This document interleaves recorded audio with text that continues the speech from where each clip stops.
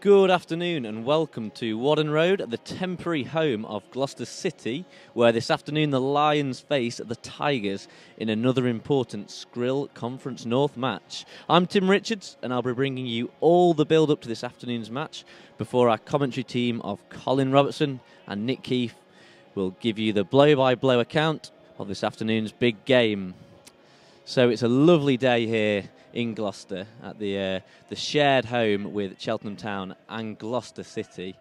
The boys are warming up there, the Lions, with the Tigers on the right-hand side.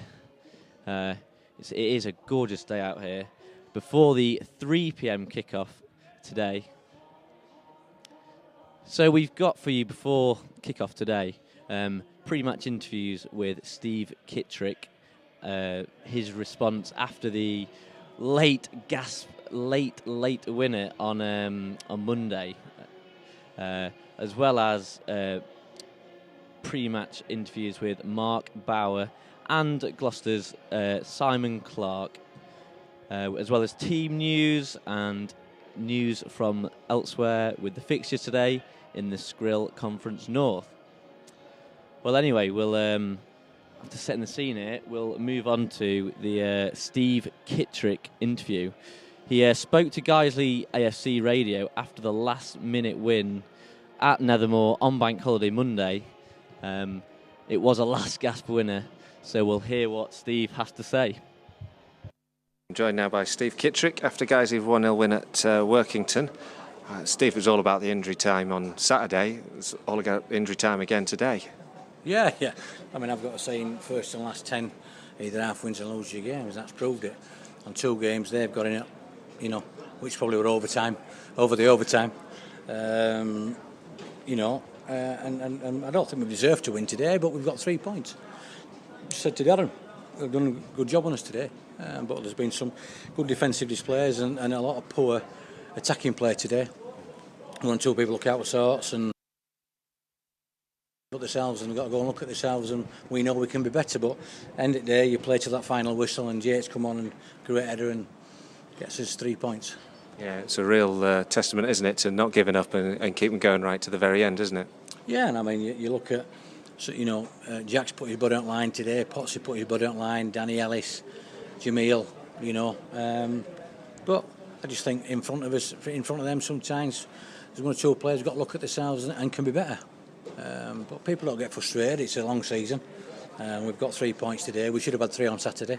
We've got to go to Gloucester, a long trip on Saturday, and keep the winning ways. Second half just seemed to be a bit shaky, didn't we, for a good 5 minutes or so? Well, I think longer than that. Like I said, I think Darren's come and set up and done and played well. I spoke to Liam Watson at Telford, and he said that he thought they were lucky to beat him first game of the season, so I knew it would be tough, knew they'd be organised. We've just got to be better in certain areas, and people that's come to support us today have got to be a little bit patient, because we ain't going to get it all our own way, but we've gone to end, we've got 3 points, and that's what we're here for, to get 3 points. There was an injury, obviously. Jake Scott went off with a head injury. Is that a long term? Did you make the switch straight away then, or was it something you'd had in mind anyway? To be fair to him, I'd had it in mind, but that just confirmed. I didn't want the lad going on and getting another tackle and making it worse. He's got a nasty cut above his eye. Not when I've got a quality midfield player like young Jake, who wants to prove a point and be in my starting 11. And he's done all right when he's gone on, because it's hard coming off bench going on, especially when you're under Kosh. If you're on top of a game and you're going easy and everybody's playing well, But at the end of the day, there's been some average performances, poor performances, but you're going to get it until it's early doors. It's first week, isn't it? And any news on Andy Holdsworth in terms of being ready for next week, perhaps? He'll be trained Thursday. He's had gastroenteritis. That's what Chris had earlier in the week, and he said he were half all right. But I've said, look, stay away until Thursday. Andy makes a big difference, and he's a footballer, and he'll be glad that we've done well. But you're looking at it, the way we've played in patches. Where do you put him back in? If we've, I said to the lads on before we kicked off that we named the team. I said it's the same 11 because you don't the right to play. 1 or 2 of them, the lower part of the day, I might mix it up on Saturday and keep people on their toes. I think that's the only way to do this, at this stage. Well, Steve, thanks very much. Great 3 points. Thank you. Cheers. Thanks. That was Lions boss Steve Kitrick in conversation with Colin Robertson. It's time to welcome you today with Nick Keefe with us today. Nick, after the long journey down to Gloucester, all the way from up in Yorkshire, how are you feeling for today's game? Yeah, I think it's a fantastic setting. I've not been down here before, and lovely ground, proper football league ground. We're in, I think, what was the older stand, and then the other three sides of the ground have been redeveloped. It's a fantastic place for us to come and visit. However, it does come with the issue for Gloucester that this is 10 miles away from where they would rather be. They don't expect that many fans to be here today. In all honesty, from their side, it's a long trip for us. So could be a little bit of a lack of atmosphere in the ground for us. We'll hopefully try and paint a nice, vivid picture to get people through that. But it's not easy for a club playing away from where they want to be. And the challenge will be for Gloucester City's players to be motivated as though they were in front of a packed house of their own supporters. And you were there on Monday at the dramatic win in the end. Yeah. What do you make of Steve's comments there? I thought he spoke a lot of sense. We're very, very early on in the season, and we've had a lot of new players coming in. I think Andy's a big loss. We're just looking down onto the pitch as the players are warming up. It looks like Andy Holdsworth may well have made the team today, which is a bit of a surprise to us up in the box because he has been quite ill. We know he's lost a bit of body weight with his stomach bug that he's had, and he had some time in hospital with that as well. But I think it's not a time to panic. We might not get everything all our own way. We might not always play scintillating football until this new team's bedded in. But I'm sure having the experienced heads like Andy Holdsworth back in the team is going to be really important for Guiseley on this long away trip today. Well, like you say, it's still early days, so hopefully 3 points out today.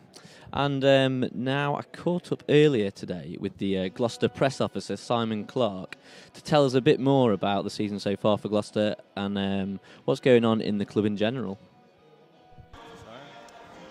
So I'm here with Simon Clark before the game today with Guiseley and Gloucester. It's a great ground here to play at Cheltenham, but surely you want to be taking the football back to Gloucester where it belongs? Oh yeah, obviously we'd love to get back to Gloucester like ASAP. It's been 2007 when our ground was flooded, and as we were in the 7th Premier League. And obviously it's fantastic playing at a football league ground like this with a great pitch, great facilities. But we're from Gloucester. We want to play in Gloucester. We need to play in Gloucester. Like having all our fans travelling from Gloucester over here, it's like a half an hour journey to a home game, and it's frustrating now. A lot of fans are frustrated, like the players are getting frustrated as well because the crowds are lowering down and all that. But yeah, getting back to Gloucester as soon as possible would be fantastic. And what's the current situation with the proposals? Well, we've had 2 proposals rejected, but the second one was more of a formality, so we can propose a smaller scale stadium. The first one we did was more ambitious, but we're a bit more sensible with putting forward a smaller stadium, and hopefully it'll get accepted. And like as soon as planning permission's accepted, we'll be raring to go and just as quick as possible get out so we can get back to Gloucester. Yeah, and it's been a great welcome today for everyone at Guiseley. What are Gloucester's aspirations for the season? Well, personally, I'd be happy with mid-table mediocrity, but I mean we got a good team. I'm not particularly sure if it's for promotion standard, but on our day we can beat anyone in the league. We can like last Saturday we played Telford and we lost 2-1, but we pushed them to the limit. I think just mid-table, like maybe 10th, 9th, 10th. That'll do me. Yeah, really class. Well, good luck to the season from Guiseley anyway. Thanks for talking. Thank you very much. No worries. Now that was Simon Clark, the Gloucester press officer, just before we went on air. Nick, so we've talked about the ground a bit, but as you say, this isn't Gloucester's home exactly. They want to go back to Gloucester. What do you think of Simon's comments there? Well, we heard there. We think Simon, because Simon's father was one of the Gloucester officials who showed us into the ground today. So we think Simon's a proper family fan of Gloucester City, and you can hear it that it's a club a little bit in limbo, isn't it? They're a little bit away from home. Let's face it, they're in the wrong division. I mean, there's no way we're in the north here for the Conference North, and they're one of the most unlucky teams this year who get sympathy from the likes of Bishop Stortford, Oxford City, who've been playing in the Conference North, a long, long way from home. And you just think they need to find a proper home, both to play their football from and preferably a home league to play their football in. I think mid-table is sensible this year, or upper mid-table. I would be surprised to see Gloucester City in the push for the playoffs at the end of the season from what we've seen of them so far. However, they're one of those teams that if they're 9th or 8th with a few games to go, they could really upset some of the ambitious teams by getting into the mix come April time. Yeah, thanks, Nick. And after that, we'll now move on to the team news before the game, which come in. We'll go through the Guiseley team first. There's Steve Drench, Jack Rea, Rhys Maynell, Michael Potts, Danny Ellis, Jamil Eblay, Wayne Brooksby, Andy Holdsworth, Craig Hobson, Phil Marsh and Gavin Rothery. And the bench for the Lions is James Burgess, Adam Priestley, Zach Dale, Jake Lawler and Spencer Harris. And for the Tigers, Gloucester City, just quickly run through their team, Mike Green, Tom Hamblin, Tyler Weir, Matt Coop, the skipper, Jack Harris, Tom Webb, Lewis Hogg, Darren Mullings, Darren Edwards, Scott Wilson, Matt Groves, and on the bench for the home side is Sam Rawlings, Jamie Edge, Will Morford, Joe Parker, and Matt Lydiard. So, Nick, just going through that Guiseley team first, do you think it's going to be the formation for Guiseley today? Can you see anything there? I think he's gone for continuity, hasn't he, as much as he possibly can. The only change has been for Andy Holdsworth, the captain, to come back in. Obviously, if he's fit enough to start, then we can assume that he will always be in the starting 11. We know he's one of the most important players Guiseley has, and we know there's a big push amongst the fans to see him playing in the centre of the park, and that's exactly where he'll be today. So it looks like we've gone back to the formation we played at Gainsborough, to the team we played against Gainsborough. The only swap in the meantime has been young Jake Scott playing in midfield, and having Jake and Michael Potts in there together, perhaps lacking a little bit of experience, a little bit of assurance, maybe a little bit of maturity that I think Andy Holdsworth will bring back in there. Otherwise, as we say, he's kept the same lineup. We've got Craig Hobson and Phil Marsh playing up front, although we think that they'll probably just be Phil Marsh at the apex of that, at the furthest forward. Craig Hobson has been dropping a little bit deeper, trying to hold the play up and win a few of these high balls.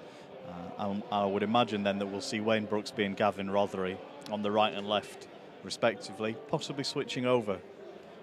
Yeah, and you've seen a lot of Hobson and Marsh. Do you think they'll link well today, like they did against Gainsborough, I think it was, where they Hobson fed, like you say, Marsh well in that final position? Well, the two of them obviously know each other's games. They look like they know how to play together. There was some thought, in fact, that their partnership would be so important that we might even move to a 4-4-2 system this year to play them as a straight front two. But we haven't seen too much of that since the pre-season friendlies. I think what's dead important today is to see if we can get Phil Marsh on the score sheet, because he's been doing an awful lot of chasing and an awful lot of harrying. He's had one or two chances. He's not had the number he would like, but if he gets a ball to run on to coming off the shoulder of the last defender, it would be great to see him put one in the net for his own confidence as well as for the team, because I think this is a different Phil Marsh to the one we saw at the latter half of last season. He seems a lot hungrier. His work rate has been beyond reproach, I think, in the first few games. Yeah, like we've mentioned before, he does take a bit of stick, so maybe that slicer look today is what Phil Marsh needs. So. Well, yeah, I think he gets a bit of stick only because he came in with a big reputation. He was free scoring in this division with Stalybridge Celtic the last time he was in it. And obviously we expected immediate results with Josh Wilson and James Walshaw, Kevin Holsgrove all having left in the summer. He remains the only continuity from the strike force that finished last season. And so people were wanting to see him step up and take some responsibility as the experienced, as the senior player in that partnership. Now, he's got Craig Hobson there as well with him. And then we've got two very young raw strikers who show a lot of promise in James Burgess and Adam Priestley. And they've impressed so far, but like Phil Marsh, yet to score this season. Well, thanks, Nick, for that team news summary. We'll move on to now the rest of the Skrill North fixtures today. starting at the top, it's Altrincham v Histon. Altrincham starting that season so well with the 4 wins from 4 so far, the perfect start to the season. They host Histon, and it's Boston United v Worcester City, Brackley Town v North Ferriby United, Bradford Park against Oxford City, Colwyn Bay, who Guiseley travelled to last Saturday. We won't mention any more of that. They host Leamington. Gainsborough Trinity host Telford United. It's Gloucester Guiseley here. Harrogate Town host Stockport County. Barrow travel to Hednesford Town. Solihull Moors host Vauxhall Motors. And it's Workington Stalybridge Celtic.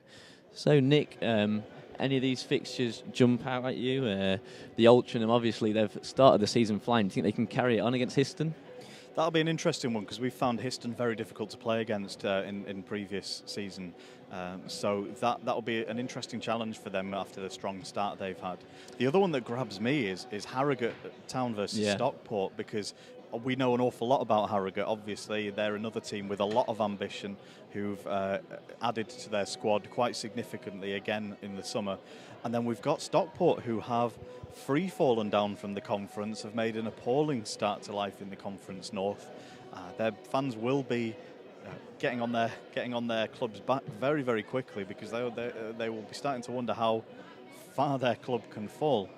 I think it would be a big ask to go to Harrogate and get a result today. Harrogate are playing well. However, if they were to kickstart their season with an away game at Harrogate, an away win at Harrogate, beg your pardon, then that would be an interesting opportunity for them to change their momentum. I still think they're going to be a club who's not going to be too far away from the playoffs at the end of the season. They're going to be up there with the likes of Harrogate, so it's a very interesting game to me, that. And there's Gainsborough, who have obviously struggled so far this season. Guiseley went there and won, but did you see anything there for Gainsborough, a bit of hope this season, or do you think they are going to struggle this season? No, I saw a lot to be hopeful for in Gainsborough. I thought they were a good team. I think what we said on the day was that they just didn't seem to have an awful lot on the bench, and so they were very good for about 60 minutes. I think we were the better team, and I think we deserved to win that day.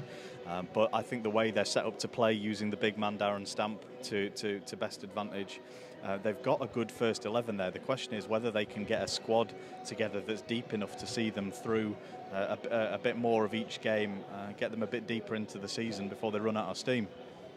Yeah, and it is still early days in the Skrill North season, as we know.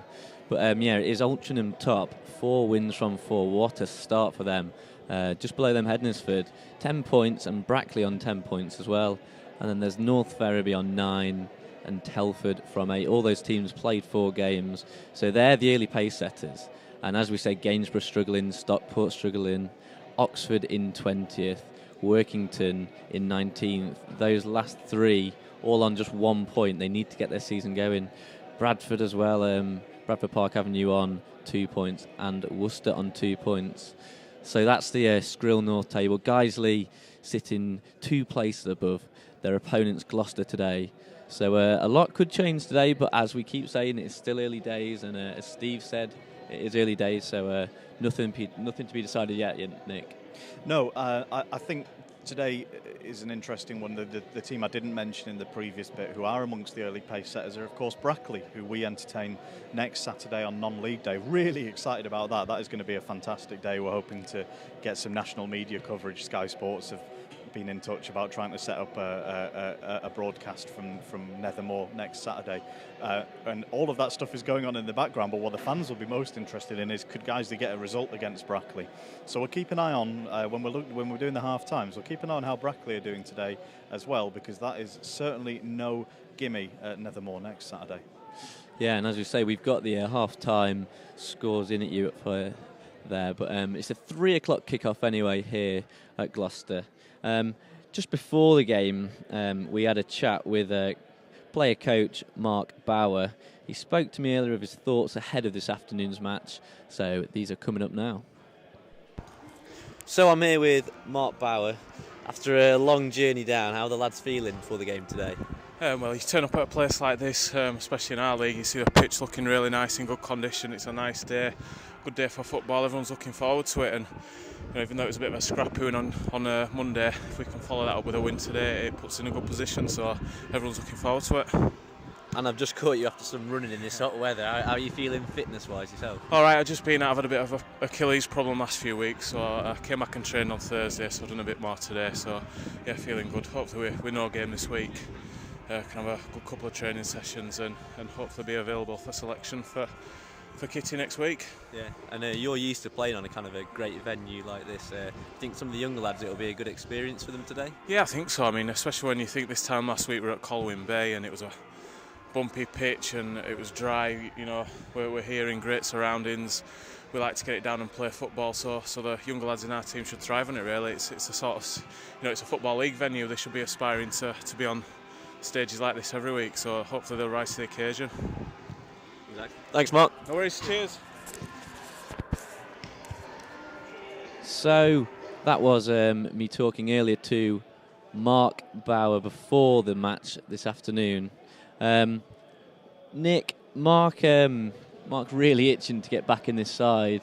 Do you think the side need that kind of experience in there, or are they coping okay? I think he's a really useful person to have around the club generally. We've been sat up here for the last sort of hour, and he's been down there. He was doing some warm-ups with Macaulay Parkinson earlier. He's out there helping out with the kind of pre-match training and the drills that the team are doing. And for the people like, I'm just looking at the people who are out on the pitch with him, like Macaulay Parkinson, like Zach Dale as well. Some of these young lads will really benefit from being around somebody who's had a professional career, knows how seriously you have to take the fitness, the preparation side of the sport. Somebody who's been at the top level is a useful brain to have around. Now, of course, for Mark himself, you can hear he wants to be playing. He doesn't want to be he's carrying the bibs and the water bottles across the pitch right now, and I don't know if that's what he sees his role as just yet. I think he thinks he's got a bit more playing time left in him. We heard from A.D. Towers in the week on the podcast saying that he's had an injury he's struggled to shake off, but there's certainly no sound in his voice that he's thinking of hanging his boots up. He's out here. He was the first, as we said, the first one out here. Him and Macca were the first ones out here, warming up, training, working on their fitness. And I think it would be interesting. I think there's a part for him to play still this season. It would be interesting to see him providing a bit of cover and a bit of competition for places in the back four.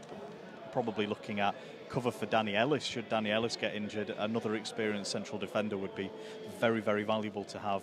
And of course, we don't have really a second left back after Reece Maynell. So if he were to pick up a knock, then it would be helpful to know we've got someone who can slot straight in and play that position. Yeah, and just finally, Nick, before we hand over to our commentator, Colin Robertson, there is a great buzz here for the people not able to make the game. There is a buzz going around the club at the moment, isn't there? It's a good atmosphere, and like you say, with people like Mark Bauer in there, it just helps to have that kind of positive atmosphere. Yeah, look, well, we've been watching the pitch here. We've had the first team and the substitutes for today training and doing their drills, but everybody's involved. The people like, we've mentioned Macaulay and Zach and one or two other lads who are still out there now. They all look to be having a good time, and that all adds to the atmosphere around the first team.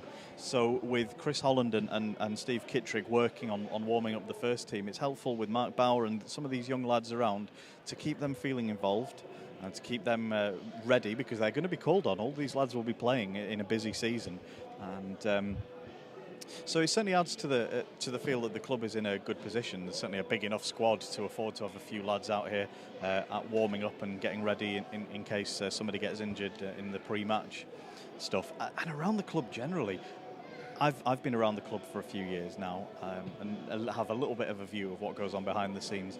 There is so much happening at Guiseley at the moment. I just know from the amount of emails I get fired into my inbox every day of the week, but there is interesting stuff going on with sponsorship that could lead to expansion of the club's facilities. So we've heard yesterday that Action for Children are on board with the club, which is huge, because that opens all sorts of doors to good things that Guiseley can be doing as part of their community work, things that they can tie in with the academy, ways we can use Nethermore to put on children's services that can get people involved in healthy lifestyles and sports stuff. So it's an exciting club to be around at the moment, Guiseley. In general, we just obviously want to see the first team hitting their stride as soon as they possibly can this season. So the insider words of Nick Keefe there before the game today. It's not long till kick-off now, so we are here at the home of Gloucester City, shared home. The sun is out today. It's a fantastic weather for a game of football, a slight breeze. Fingers crossed for that Guiseley 3 points on the road again this season. The teams have gone through their final preparations. They'll be heading out on the pitch fairly shortly. So now it's time for me to say bye and time to join our commentary team of Colin Robertson and Nick Keefe. Thanks very much, Tim. And we are here ready and raring to go at Whaddon Road. Of course, as we've talked about so much in the build-up there, it's not where Gloucester City want to be playing their football, but we all wish them the very best in getting to where they certainly deserve to be and belong, is back to their hometown in due course. And there's plenty of football to be played here this afternoon, and there is an important campaign, important afternoon of football for both these sides. Guiseley have had a good track record on the road this season, a win and a draw. At Colwyn Bay, a draw that should have been a win, let's be perfectly frank. And again, on Monday, Bank Holiday Monday, a vital late winner there from Jake Lawler, giving the Lions all 3 points.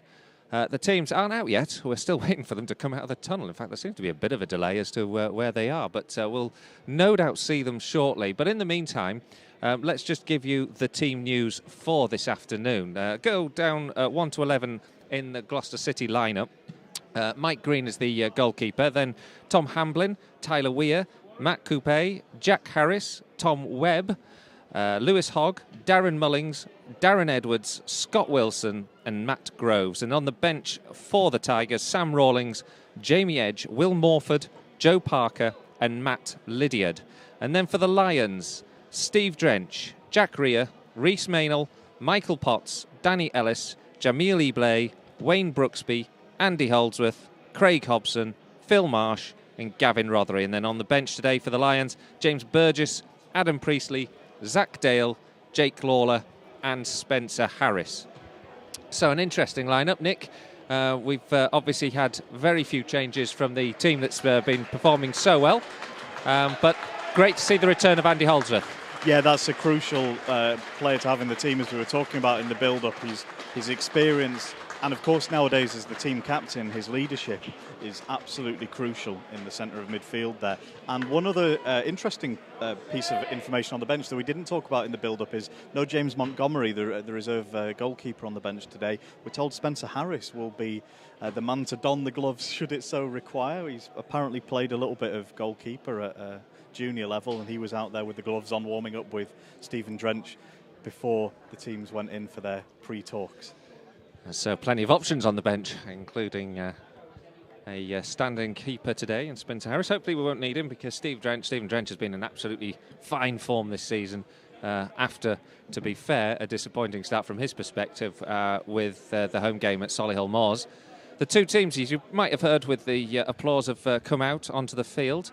Guiseley are going to be playing in their home strip this afternoon, white shirts, blue and dark blue shorts and socks, and Gloucester City don their kit black and yellow stripes, black shorts and black socks, as you might expect from a team nicknamed the Tigers. So referee today is Mr. Guy Stretton. He's going to be assisted by Scott Postin and Michael Scriven. So we're just going through the final touches. It really is a lovely stadium here, a lovely stand that we're sat in, the main stand here at Whaddon Road. If you know the ground, we're opposite the newer building on the opposite side to us. You get a wonderful view of the countryside around here from this stand. There's, I'd say, a reasonable crowd, but mostly all contained into this 1960s stand on the near side here, where, of course, the crowd have gathered. Cheltenham Town used to league football now, whereas Guiseley have played here before against Cheltenham back in the FA Trophy in the 90s and came away with the win that day. They have since made this trip down to Whaddon Road to play Gloucester City on a number of occasions, and feisty occasions they have been, haven't they, Nick? Yeah, this is my first time down here, but we were talking about the 2-2 draw with the sending off. Sounded a little bit similar to a 2-2 draw with the sending off we've seen already this season. So it's interesting that all the supporters, as you say, are in this side of the ground with us over in the large older stand. Not many at all around the rest of the ground. None at all, it seems, in the terrace behind Stephen Drench's goal at the moment. Maybe they don't open that for Gloucester home games yet. Yeah, presumably not. The referee just going through the final checks and preparations. Gloucester City will be shooting from where we're sitting, from right to left towards the covered terrace end. Guiseley obviously shooting from left to right towards the seated terracing, and we're underway. And it's Guiseley who picked Gloucester, who picked the ball up down the right-hand side. A long ball from Taylor Weir, and it goes out of touch and for a throw in Guiseley's left-back position. And the Lions have an early feel of the ball, and early on are lining up inside their own half because Gloucester have won possession back. Cut out well there by Michael Potts, plays it forward in defensive midfield. Potts and Holdsworth lining up as we anticipated, defensive midfield positions. A 3 in midfield, then just behind Phil Marsh. Gavin Rothery in the centre of that 3 this afternoon by the looks of it. Nick Hurley does, the way he's lining up, with Hobson appearing to be drifting out to the left-hand side. Yeah, I doubt that'll be the way it pans out over the course of the game, but it definitely at the moment, Craig Hobson right on the left-hand touchline, and Gavin Rothery far closer to the centre circle with, as you say, Wayne Brooksby wide right as you'd expect. Gloucester have a throw just inside the Guiseley half, headed clear by Maynell. Up again, a bit of head tennis going on here. Won eventually by Weir, headed forward, looking for the feet of Tom Webb. Cut out here by Holdsworth. Holdsworth sprays the ball to the right-hand side, looking for Brooksby. Heavy challenge on Brooksby there by Harris, and the physical contact doesn't put Brooksby off. Harris does well, though, to win the ball. Flicked on back towards his own goalkeeper there by Matt Coupe, the captain for Gloucester City this afternoon. He comfortably helps it back to Mike Green. With Phil Marsh in around there, looking for the scraps that might have been available. We'll be expecting to see him sniffing around, as we said again in the build-up. Yet to get his first goal of the season, but that's not for lack of trying. Phil Marsh earns his side a free kick.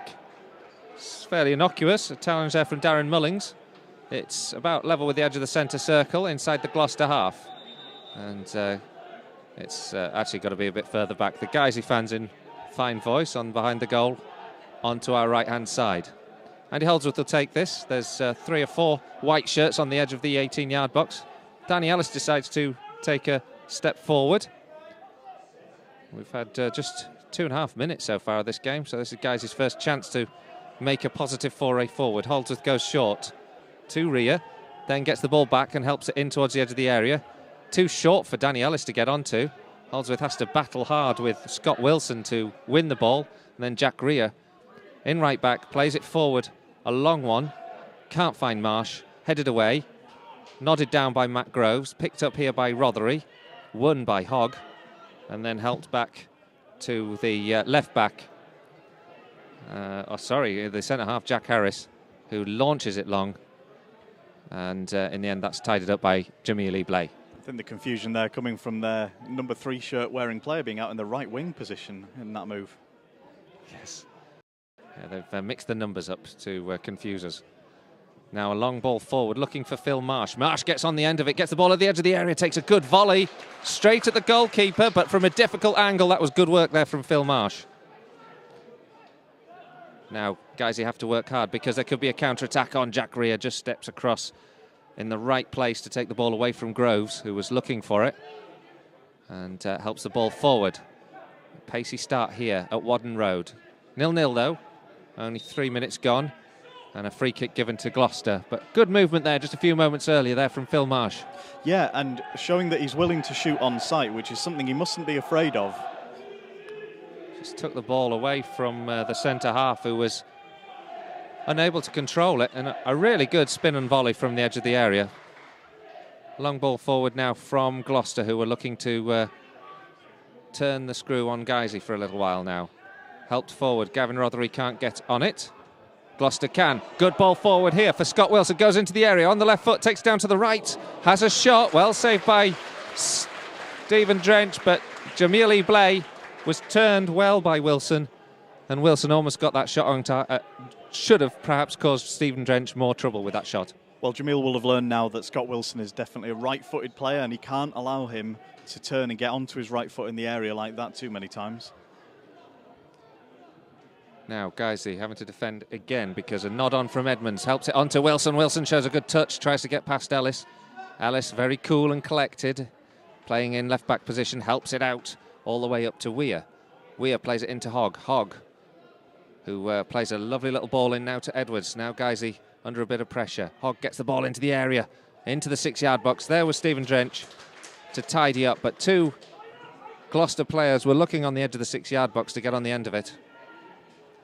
And Drench helps it away up to the edge of the centre circle inside the Gloucester half. The Lions retain possession.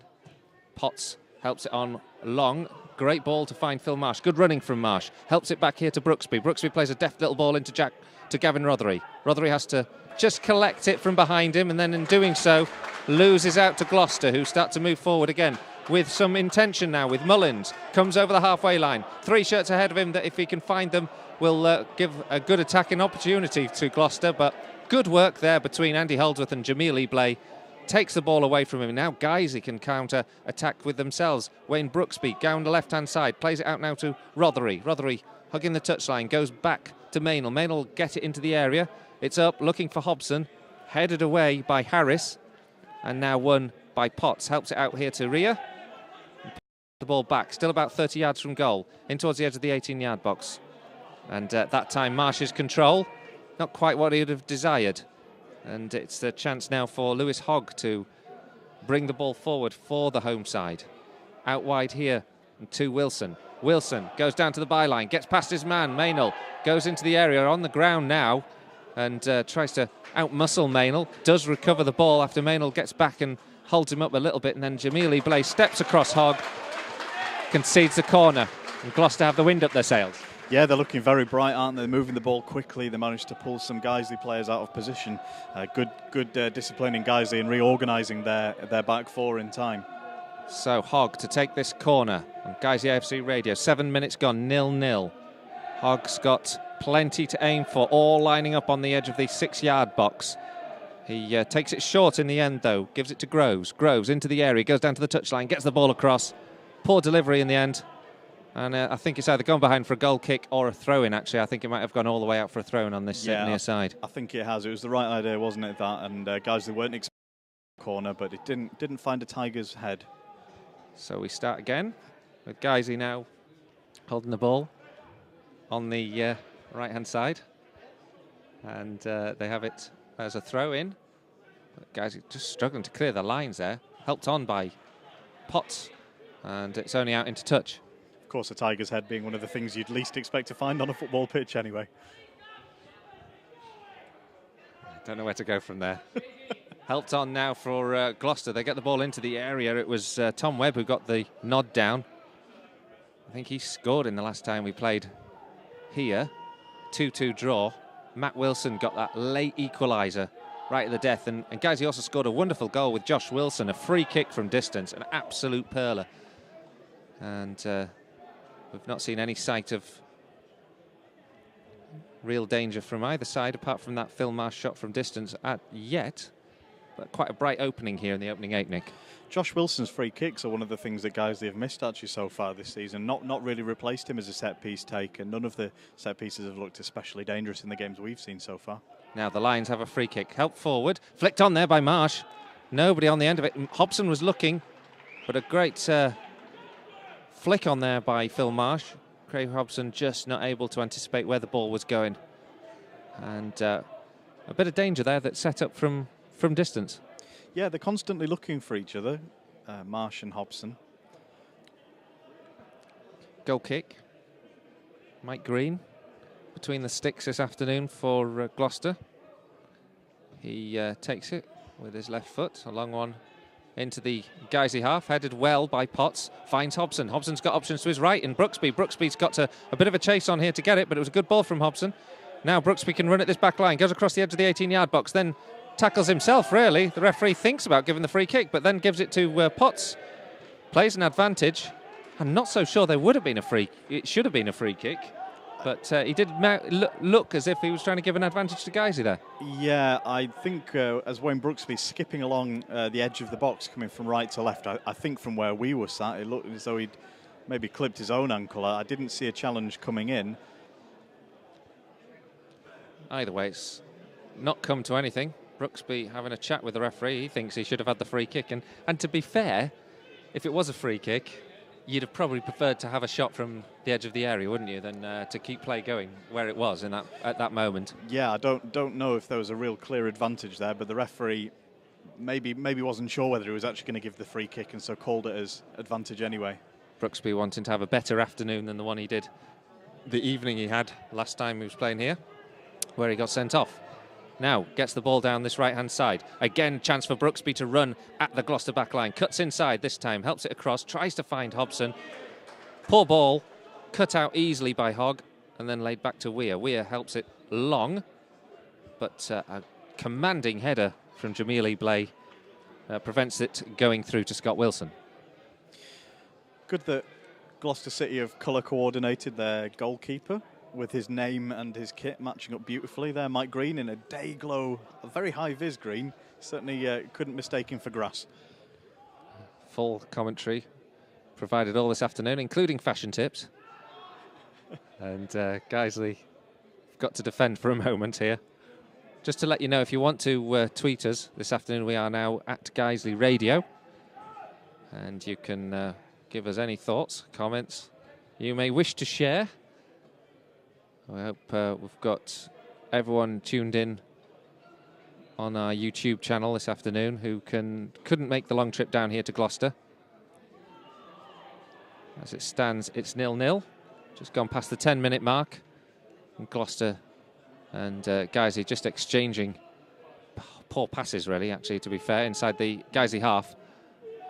And it's gone out into touch. You may just hear a small shout of Yorkshire coming from our travelling band of fans. Gloucester have the ball inside their own half. This time they try to play it long. Ellis cuts that one out. Scrappy period of play. Picked up now by Phil Marsh on the halfway line. Ball there from Holdsworth. Finds Gavin Rothery. Lovely ball from Rothery out here to the right-hand side where Wayne Brooksby picks it up. He gets the ball straight into the area. Easy for Mike Green to catch. But decent intent there from Guiseley. There was, and just beforehand we saw the long ball going up against Guiseley's defence. I don't think that'll be a brilliant tactic for Gloucester City today. I think Danny Ellis will happily head those clear all afternoon long. They might be doing better to try and get in behind as they're doing now down the right. Mullins now gets the ball into Tom Webb. Tom Webb tries to get the ball across. He's blocked by Maynell, and it's gone behind for a Gloucester corner, their second of the afternoon. And we just wait for the ball. Because it was such a block, it went high over the stand behind the goal. 0-0 here on Guiseley AFC Radio. 12 minutes gone. Corner to Gloucester. Hogg whips this one in. Good header there from Mullings. Wide of the right upright, but a good delivery from Hogg. Yeah, he's got in front of his marker, hasn't he? There, he'd be hoping to have got that on the target, really. But good movement in the box from the set piece. The lone ball boy in the stand, doing well. Yeah, recovering the ball there. The terrace isn't completely empty. It does have one ball boy there who's ploughing a lone furrow behind there. It's going to be a long afternoon, I think, for him. He's doing a sterling job. Stephen Drench takes the goal kick up here towards Brooksby. Cut out well by Harris.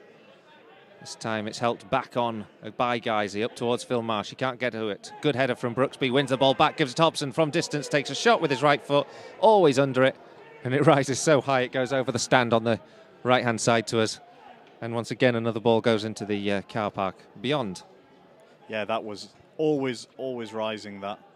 Straight over the top of the Guiseley fans there in the away end. Good to see a few flags here. seeing a supporters club flag and 2 others.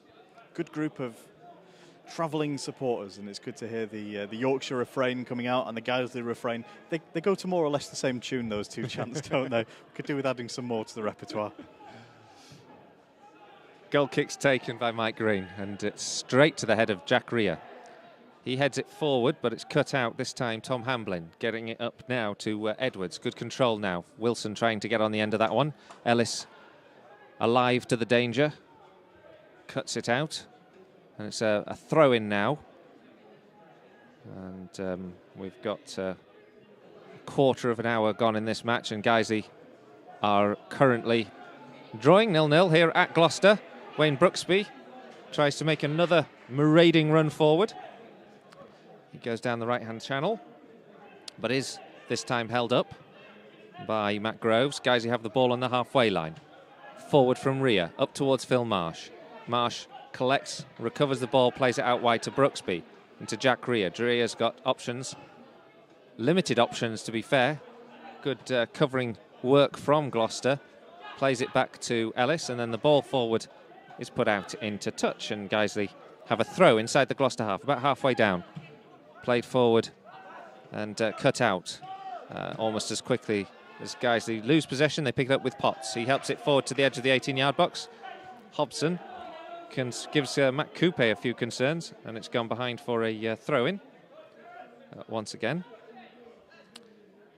And having to give a shout-out here to Matt Rogerson. He's just reminding us he's our biggest fan. Andy Holdsworth now has it from distance, takes a shot from about 25 yards, and it goes straight at the goalkeeper, Green. Has he tweeted us then, Matt? Give us a shout out, lads. I'm your biggest fan. What he doesn't realise is he's our only fan. Quite true. Now Ellis gets a header onto the back of Scott Wilson and almost falls kindly for Gloucester. Drench has the ball at his feet, under pressure there from Edwards.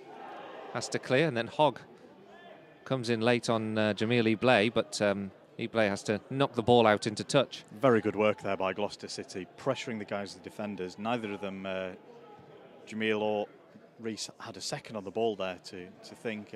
Even Stephen Drench being closed down. Danny Ellis moving out to the right to try and give them an outlet, but it wasn't used.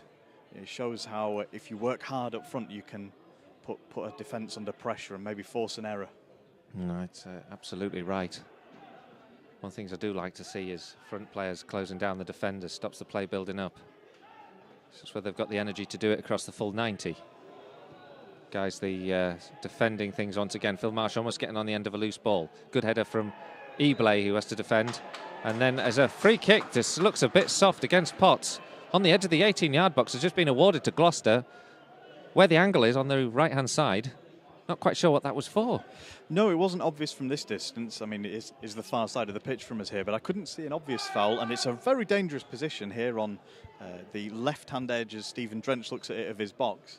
Yeah, literally on the, just about on the corner, isn't it? Yeah. It's a foot up from the right-hand corner. Right-hand side as Gloucester attack Guiseley's goal. Hogg just doing his shoelaces up. He's got 4 or 5 yellow shirts all clustering around the penalty spot, and a 2-man wall ahead of him. It's 0-0 here at Whaddon Road. The Lions now have to defend this free kick. Hogg plays it into the area, headed away well. Only as far, though, as Coupe. Coupe plays it across, cut out well by Brooksby, and Brooksby now can help it forward, but plays a poor ball straight back to Coupe, the captain. Square to Harris. Harris is robbed, though, well by Rothery. Rothery goes forward. He's got Phil Marsh on the overlap on the right-hand side if he can play through. Rothery goes alone, and it's a good tackle there from Hogg. On him, takes it away, and then Hobson goes through, and it's back in the net. Potts came forward on the overlap. Guiseley had about 3 or 4 players who kept running. A great tackle from Hogg. Had initially denied Rothery, but the ball still found its way in to the foot of Michael Potts. A good finish with the right boot, top right-hand corner, and it's Gloucester 0, Guiseley 1. And that was a real triumph of battling and effort. They've refused to give up there. It looked like Gavin Rothery's momentum had been lost as he went to ground on the edge of the box. But bodies kept flying in, and eventually the ball's broken clear to Michael Potts. Excellent finish with Green wrong-footed, and that gives Guiseley exactly the start to the game they would have wanted. And it was came at a period of play when Gloucester had just threatened to put a bit of pressure on Guiseley and perhaps looked as if they were more likely to break the deadlock. But a great counter-attacking movement. And after 18 minutes, the Lions have the lead with Michael Potts, the goal scorer. Club. It's helped forward by Gloucester, though, and Danny Ellis has to step across and knock it out to touch. Gloucester looking to make an immediate recovery. Hogg, who put that wonderful challenge in on Rothery inside the penalty area. He's coming down this right-hand side. Guiseley now under great pressure. Mainel helps it away from left-back position up to his opposite number, Weir. Weir will play it forward, plays it into Hogg, about 20, 25 yards from goal, into the feet of Edwards. Edwards lays it back this time to Weir. Weir gets it back into the penalty area, onto the penalty spot. Almost lands for Matt Groves. Groves recovers the ball inside the penalty area, running away from goal, though, down towards the corner flag. Twists and turns, gets the ball back into the penalty area, and then it's cut out commandingly by Danny Ellis. And he launches it into the stand. And Guiseley showing that they need to stay alert here. They can't afford to take their foot off the gas after now that their goal. ball's helped into the penalty area, and Groves has a shot. It's blocked well by Rothery. Big shout handball from the stands, but nothing on the pitch. Goes back still here. Still with Webb now for Gloucester as they keep the ball down to the right-hand side. Helped in by Tyler Weir to the edge of the 18-yard box. Weir's held up. Guiseley now having to really defend. Hogg gets put through free on the right-hand side. Gets it into the area. Headed away by Jack Rea. Guiseley at 6s and 7s at the moment, trying to defend their lines, and then Brooksby gets a foot on it and away. Marsh can chase. He's got Harris. Harris has to... Sorry, it was Tom Hamblin, the right back, has to put it out into touch and behind for a throw-in to Guiseley. And that was a real scramble at the back, wasn't it, there? It was just a case of getting bodies in the way of it for Guiseley. Gloucester have shown that they can definitely threaten. Open game here. The Lions lead by a goal to nil. Michael Potts on 18 minutes. Now Jack Rea plays it... the throw-in towards the edge of the penalty area where Hobson's waiting. He's beaten to it. It's gone behind for another throw. Short to Marsh this time. Rea with the ball on the right-hand side. Plays it into the penalty area. It's away from Hobson, who was the target man. He picks the ball up, though, does Hobson. Plays it back to Mainel. Back forward now to Rothery. And then a good block on Marsh, who has a shot at goal and earns Guiseley a corner. Yeah, Phil Marsh again showing he's willing to shoot as soon as he gets a sight of goal. Well covered by the defender, and then the looping ball going high over the goalkeeper's head, just dropping down into the first row of seats behind his touchline. 21 minutes gone here. Guiseley lead by a goal to nil here at Gloucester. And got a corner now on the left-hand side as they attack the goal. Brooksby whips it in towards the back post. Up those. Phil Marsh heads it back across the face of the 6-yard box, headed away. Only as far as Danny Ellis, who's now in the right midfield position. Plays it in towards the penalty area. Picked up by Rothery. 25 yards to goal. Twist and turn. Players around him. Plays a pass short to Phil Marsh. And now it's a chance for a Gloucester counter-attack. Cut out well by Potts. And it's a throw-in to Gloucester inside their own half. Yeah, Gavin Rothery finding himself in acres of space on the edge of the box there. Almost looked so surprised by having the time to turn that he couldn't actually concentrate and pick a man out in a white shirt. Gloucester with the throw.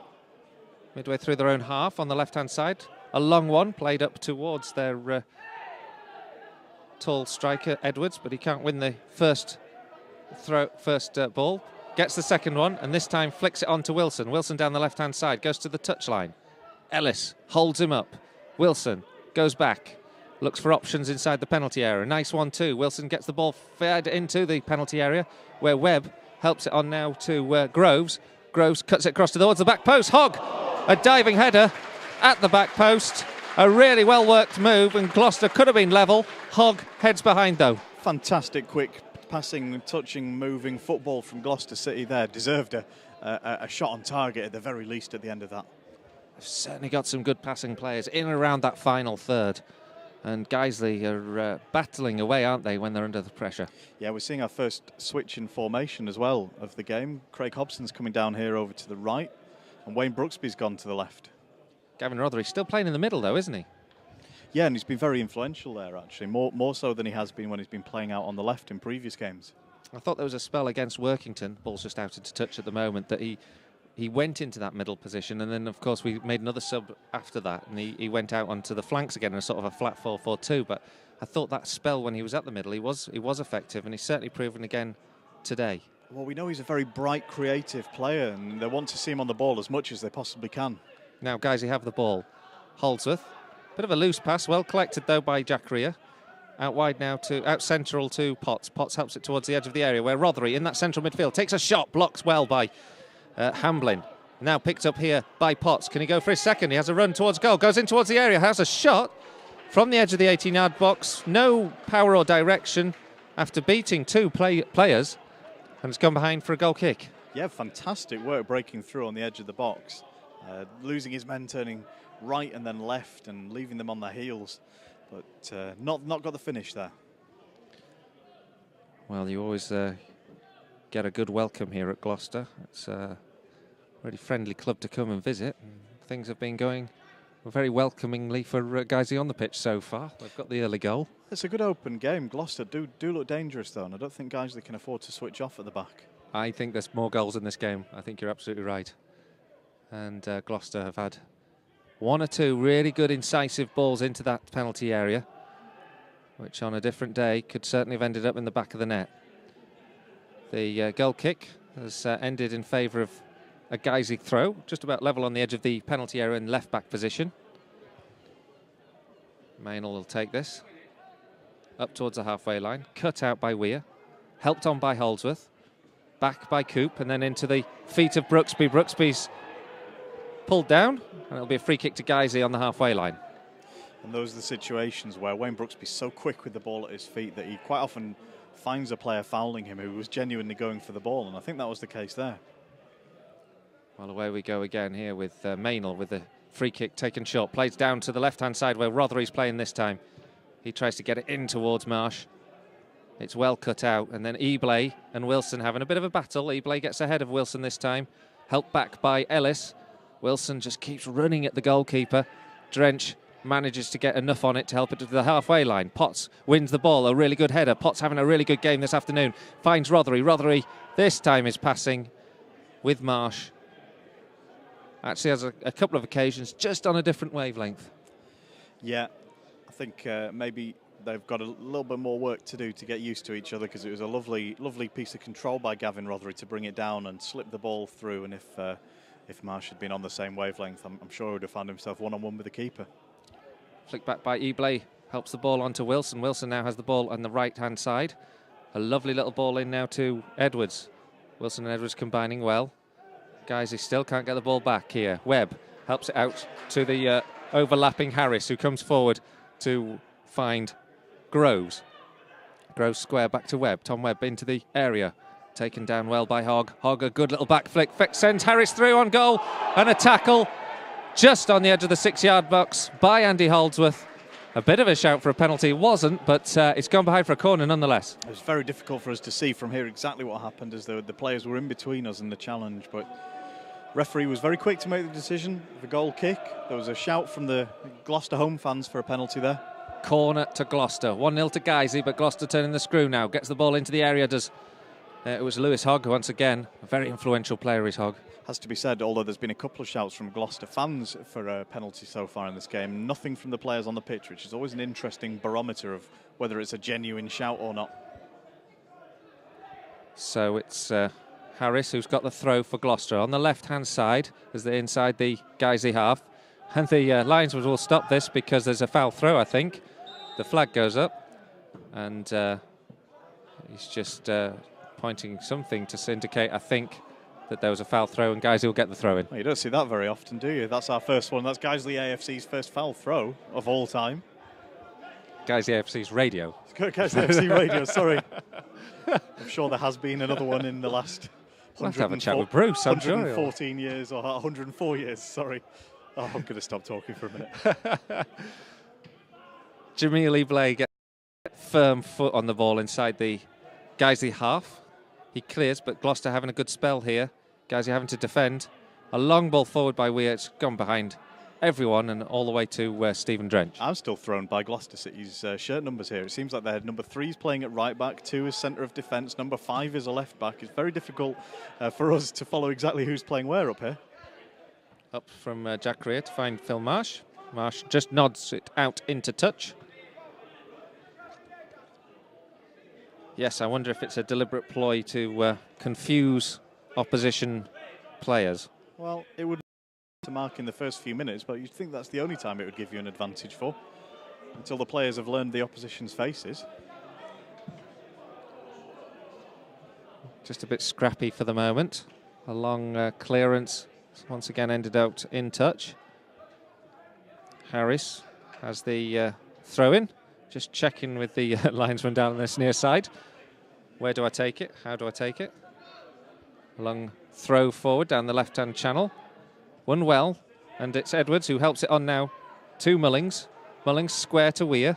Weir down the right-hand channel, comes forward, plays it into Edwards. Nice ball into Hogg. Hogg hugging the touchline.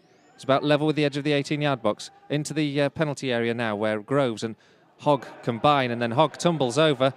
Guiseley come away with the ball, but there's only Phil Marsh forward, and he's not going to be able to get on the end of that. Hamblin helps it out into touch, and it'll be a Guiseley throw inside the Gloucester half. As we've seen in one or two other games, Craig Hobson deep back in his own half there, doing the defending, almost in the left-back position, not in a position to get on the end of that long ball going forward. But he was working hard, and he does run around a lot more than some of the other large strikers we've had in recent years at Guiseley.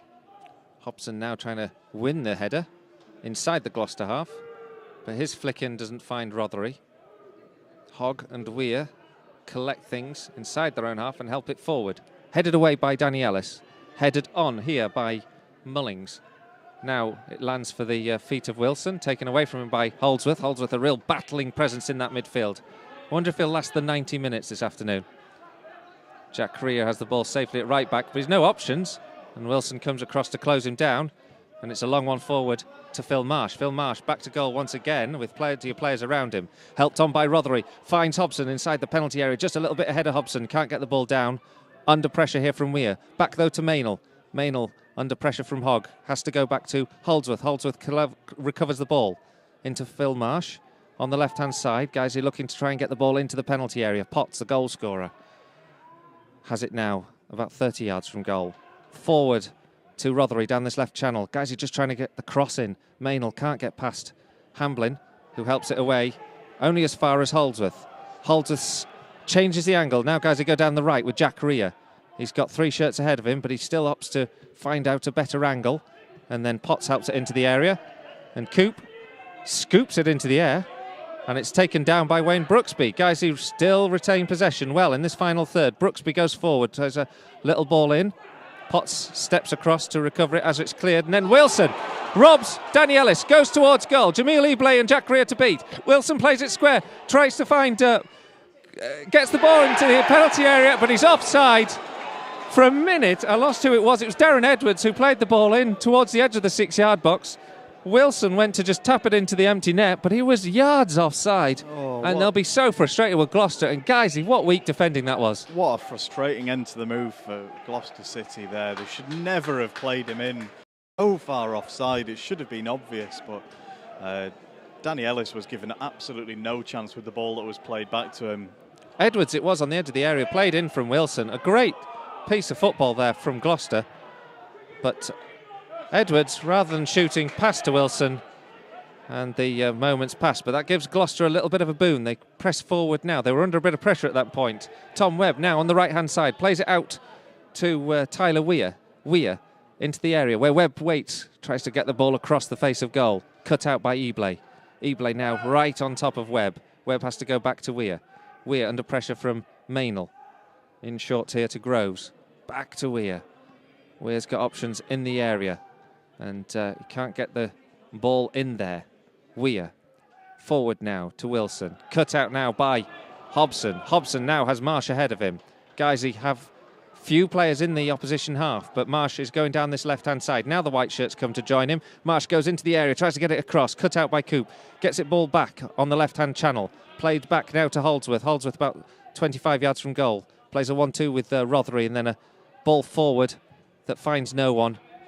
Guiseley recover possession, though, as Gloucester's sloppy clearance gives them another chance. Hobson tries to help it down the left-hand side. Rothery collects. Goes down towards the touchline. Just can't get the crosses in. Back here to Holdsworth. Holdsworth, about 25 yards from goal, will have a shot. Takes deflection of Hogg. It's going to be a corner. And a well-worked corner at that. after a good move from Guiseley. Just thinking back to the disallowed goal, all of that came about because Guiseley had been in a good position, but they just couldn't find a way through this Gloucester defence. They're so tightly packed and well organised here that...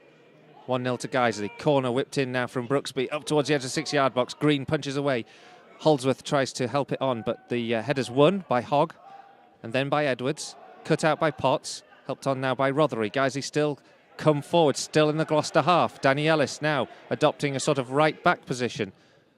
Lofts the ball in towards the edge of the 6-yard box, helped on by Hobson. Now on the edge of the area, Brooksby twists and turns inside that penalty area, tries to get a shot away. Disappointing shot over the bar, behind for a goal kick. Yeah, just needs to be a little bit more patient than that there. In a good position on the left-hand edge of the box, Wayne Brooksby could have come a little bit squarer, could have looked for a pass. And instead he's lofted the ball right into the back of the stand. 34 minutes gone. Gloucester 0, Guiseley 1 here on Guiseley AFC radio. Goal, Michael Potts on 18 minutes. Tucking it away after a good counter-attacking movement. One of 4 Guiseley players really to have had a chance at that particular point in time. But Gloucester have had a goal. The ball in the back of the net, disallowed for offside on the counter-attack, and have certainly looked lively. So there's a lot of football yet to be played here. I think we've just had a seagull on the pitch. I'm looking forward to you describing the scene today, actually, because over the back of the stand that we're facing across to, there's the most fantastic vista that I'm looking forward to your description of when we've got a few dead minutes. Paint a picture, words. How many words, pictures can words paint? I don't know. Gloucester now have a chance to counter-attack. Wilson gets the ball, runs towards the edge of the 18-yard box. Cut out by Danny Ellis. A throw-in now for Gloucester. And they have a chance to get some of their bigger players forward. It's about level with the penalty spot, on the right-hand side. And Weir it is who looks like he'll take the throw. Short to Webb. Webb plays it in towards the edge of the area. Potts cuts it out, but then falls over the ball. And then Guiseley concede the free kick when Edwards goes past Holdsworth, hits the deck, and the referee says that's a foul, and it's in a dangerous position, about 20, between 20 and 25 yards from goal. Yeah, Andy Holdsworth exasperated to have given away a free kick there. Clearly didn't agree with the decision, maybe also realising that it's a dangerous position here. Again, it made for a left footer, but they didn't use one from a similar position earlier in the game. Maybe they don't have a left-footed set-piece taker. Mullings and Hogg are standing over this. There's 5 yellow shirts in the penalty area as Gloucester look for this. Free kick to be converted. It'll be Hogg to take. He shoots it over the wall. It's a really good one. Punched away by Stephen Drench. And it's helped out for a throw-in.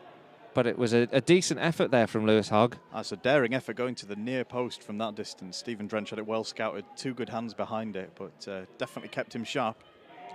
Hogg now with a throw. Plays it in to Groves. Groves, under pressure from Potts, has to go backwards. Helps it all the way back to the halfway line where Weir skips past Rothery and then finds Hogg. Good football here from Gloucester down this right-hand side. Help the ball into the area. Looking for Mullings. Stephen Drench alive to the danger. Just tries to cool things down because the Tigers have had a spell of pressure. The Lions need to recover.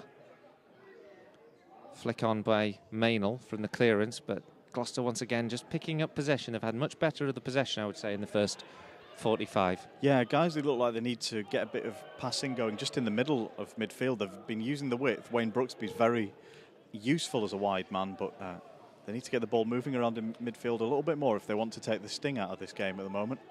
Very tiring, of course, chasing the ball all game. Maynell, he's off to take a sit in the stands. Yeah, he's taking a chase all the way up, isn't he?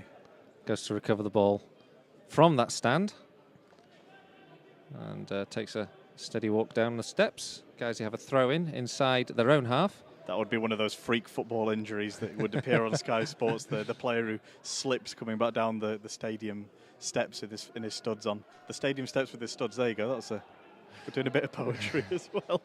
Jamil Eblay's just played the ball back to Drench. Drench is under pressure from 2 players almost immediately. Still gets it clear, finds Brooksby, but Brooksby loses out to Weir. Weir then runs at the Guiseley defence. And then it's helped back by Groves. Hamblin into the Guiseley half. Guiseley still holding onto the ball. Now pick it up on the halfway line. Help onto Gavin Rothery. Rothery's now got options ahead of him as he counter-attacks. Plays it out wide to Brooksby. Brooksby's offside. It's a poor bit of attention from Brooksby. The free kick isn't taken in the right place, and Guiseley will have to have a chance to get their players back. But Wayne Brooksby really should have done better than that. Yeah, surprised he found himself in an offside position there. I thought it should have been easy enough. The defence were running back with him. He should have maybe found it a little bit easier to keep pace with them than he did. Free kick inside the Gloucester half, Cheltenham half, and it's headed away by Danny Ellis. Hobson, well, launches it forward towards Marsh, but unless he was Usain Bolt, he was never going to get on the end of that, and it's gone all the way back to the goalkeeper. Green, a long one forward, headed away by Eblay, doing well in the air this afternoon. Has to try and win the second one from Edwards. Helped into the area. Webb goes to chase it to keep it into play. Gets it back well to Mullings into the area. Headed away this time by Rhea, and then helped on now by Brooksby. Brooksby under pressure. Tackled well by Weir. Finds Hogg, but then there's an offside flag against Mullings, I think, who was returning from an offside position. And Guiseley can just take a breather. And again, that's what they're going to be looking to do. They need to get the ball down and move it around a little bit, get a little bit more comfortable having it in possession, and maybe start to let the Gloucester players tire themselves out a bit, because they're working extremely hard. Guys, under all sorts of pressure at the back here, but you presume that if guys were to get it and start moving it around, that would relieve the pressure quite quickly. Stephen Drench with a free kick, helped back, and then we've got a bit of long ball into play from both sides. Forward from Weir, chested down nicely by Edwards, and now Gloucester carve out another opening. This time Hogg has options to his left in terms of Harris. Harris collects, runs at Hobson, goes past Hobson. Hobson tries to bring him down but can't. Harris keeps going, goes to the byline, tries to get it across. Jack Rhea cuts it out. Ellis tries to prevent it going behind for a corner, but he can't do so, and it's a corner to Gloucester. Good surging run down the left there by Harris. Harris it was, yeah. And Jack Ray is going to have to give him close attention, I think, from now on. So Gloucester have a corner. Guiseley do lead by a goal to nil. Michael Potts on 18 minutes. But Gloucester now have a corner with 41 minutes gone. And it's going to be taken on this left-hand side. Whipped into the 6-yard box. Nobody can get on the end of it. Ellis eventually clears just as the ball bobbles around inside that 6-yard box. Now Phil Marsh picks up the ball on the halfway line. Hogg to beat. Goes past him. It's bundled over. Earns Guiseley the free kick. I think Hogg's a bit frustrated. To be fair, Marsh did look like he was going down from the moment he felt the contact. Yeah, I think he knew maybe he was going nowhere useful there, and looked for somebody to come and bring him down. I'm not sure if that's fair, but I think there's more use to Guiseley in this free kick and a chance to set up and have a look at getting some men into the box, maybe launch a long one in. Lewis Hogg's one of those players. He's a sort of a full-blooded player, shall we say. Certainly at the heart of the action last time we met here. And I think it was an on-running battle between Hogg and Brooksby that led to Brooksby being sent off the last time these two sides met. Well, I hope Wayne's learnt one or two lessons from last season. He doesn't need to get himself into situations like that. He can frustrate players a lot more with his feet, you would think, than with his mouth. Now Guiseley have the free kick just inside the Gloucester half. All the white shirts in the Gloucester half at the moment. The long ball goes forward. No one can get onto the end of it. Harris gets a touch. It's gone behind for a corner. It's a bit of a gift of a corner, because I don't think Harris needed to do what he did there. No, seemed a little bit out of character, that. Harried a little bit. Corner to Guiseley, lead by this goal to nil. 43 minutes gone. Brooksby whips it in towards the penalty spot, headed away though, and Phil Marsh goes chasing to try and get it back off Mullings. Mullings does well, holds it up, helps it into the Guiseley half. Wilson sprinting down there. Look at the legs on him. He can really go. He's going to chase down Stephen Drench. Really good energy and running there from Scott Wilson, but Guiseley do clear, and the ball's all the way back with Green. Extraordinary effort, really, there. Jack Ray was the only outfield player in the Guiseley half, and somehow he's managed to find himself and Stephen Drench under pressure. And now Gloucester start another counter-attack this time. Really good work here from Groves from distance. Takes a shot just round that left upright. He just ran at the Guiseley back line. Took a shot with the right boot. And this time he didn't find the direction and it's gone behind for a goal kick. Stephen Drench watched that wide. Something he's very good at. We've commented on it already this season. He's very good at knowing where his post is. So we head towards the break. We're bringing you all the scores from around the grounds at half-time with Tim Richards, so stick with us.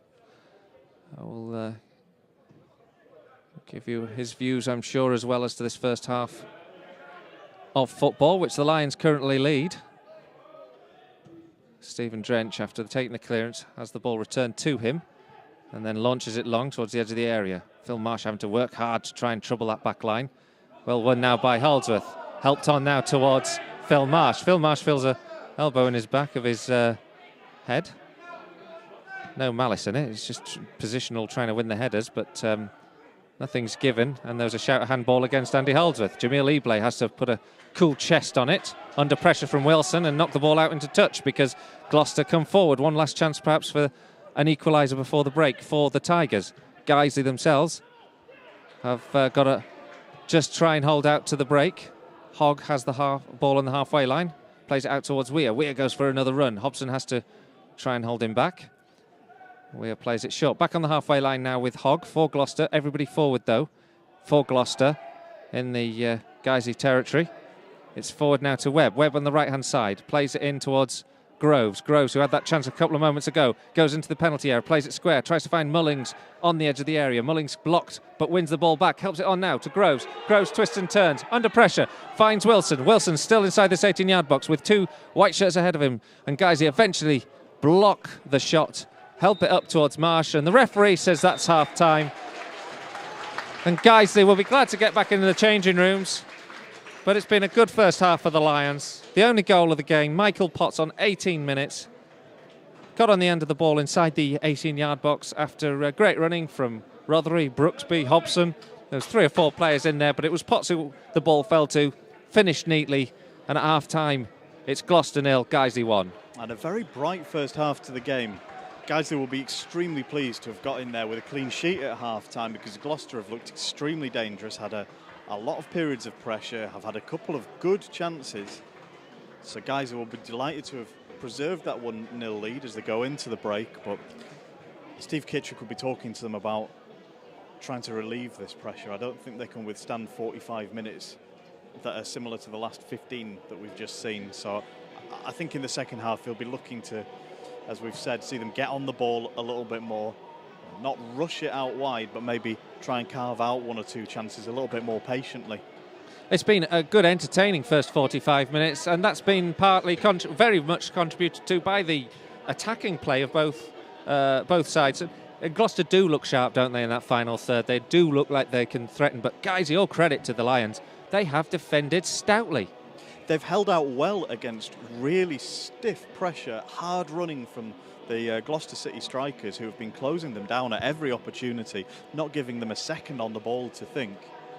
So when we come out in the second half, the question will be how long can Gloucester's players keep that level of effort up, and at what point will Guiseley either look to get a second, consolidate what they've got and go a little bit more compact in midfield and try and tighten it up so they can hold out a little stronger.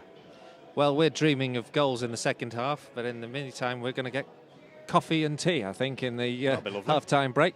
But stick with us because we're going to get a roundup of all of the latest scorelines from the Premiership right down through to the all-important division, the Skrill Conference North.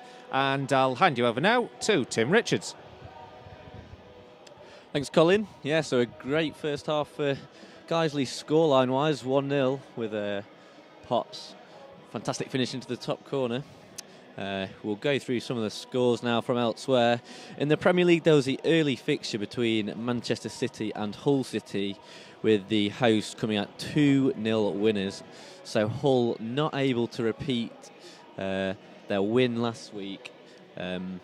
They go down 2-0 away to Man City in the early fixture.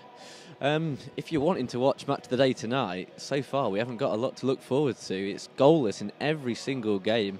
Cardiff, Everton, goalless. Cardiff on the back of that fantastic win at Man City, home to Man City, last weekend. It's goalless there, though. That's yet to be blown for half-time, but Cardiff 0, Everton 0 is the latest score. Newcastle host Fulham. Newcastle hoping to get that win they need. Goal is still there, 0-0. Still no goals, as we say. Norwich 0, Southampton 0. Again, Norwich hoping to bounce back after the defeat last weekend. Southampton, not too bad start, but yes, still 0-0 there. And West Ham Stoke. West Ham in the week, their win against Cheltenham Town, the shared home today where we're with Cheltenham Town. It was in the League Cup, and West Ham scraped through 2-1. Stoke also went through thanks to a Ken Wyn-Jones hat-trick, but that is 0-0, as we've said. And, of course, there's the Crystal Palace-Sunderland match, 5:30 kick-off later on. So, no goals in the Premier League. We'll go down to the Championship. The early kick-off there was a fellow Yorkshire side, Leeds United. They went down 1-0 at home. So Ellen Road hosted QPR, who managed to get a 1-0 thanks to Clint Hill's 75th minute goal. It's just been announced out here as well, all the 0-0 scorelines at half-time in the Premier League. Really nothing to look forward to if you're staying in tonight, sticking on BBC One for Match of the Day, but maybe some second-half scorelines could change there. So back in the Championship anyway, Leeds with that early defeat today against QPR. QPR a good start to the season though, but that's disappointing for Leeds, who are hoping to push on for the top of the table this season, you'd think. There's a Yorkshire local rivalry between Barnsley and Huddersfield in play at the moment. It's half-time, but Barnsley have made a great start as they are 2-0 up against Huddersfield. O'Grady and Pedersen with the goals. So Huddersfield, who have had some good results recently, James Vaughan on fire. Disappointing with Barnsley 2-0 up. Elsewhere in the Championship, I'm just getting a tweet through as well in the meantime. Holsgrove and Wilson both sent off for Halifax in the first half at Salisbury. We'll get through to the latest Skrill North, but that is a disappointing day, you've got to say, for Halifax. But I'm sure you Guiseley fans listening will be rubbing your hands together. Ex-Guiseley players there as well. But Halifax not having a good day. Back in the Championship anyway, it's Ipswich leading at Birmingham by 1-0. That's yet to finish the first half yet. Blackburn hosting Bolton.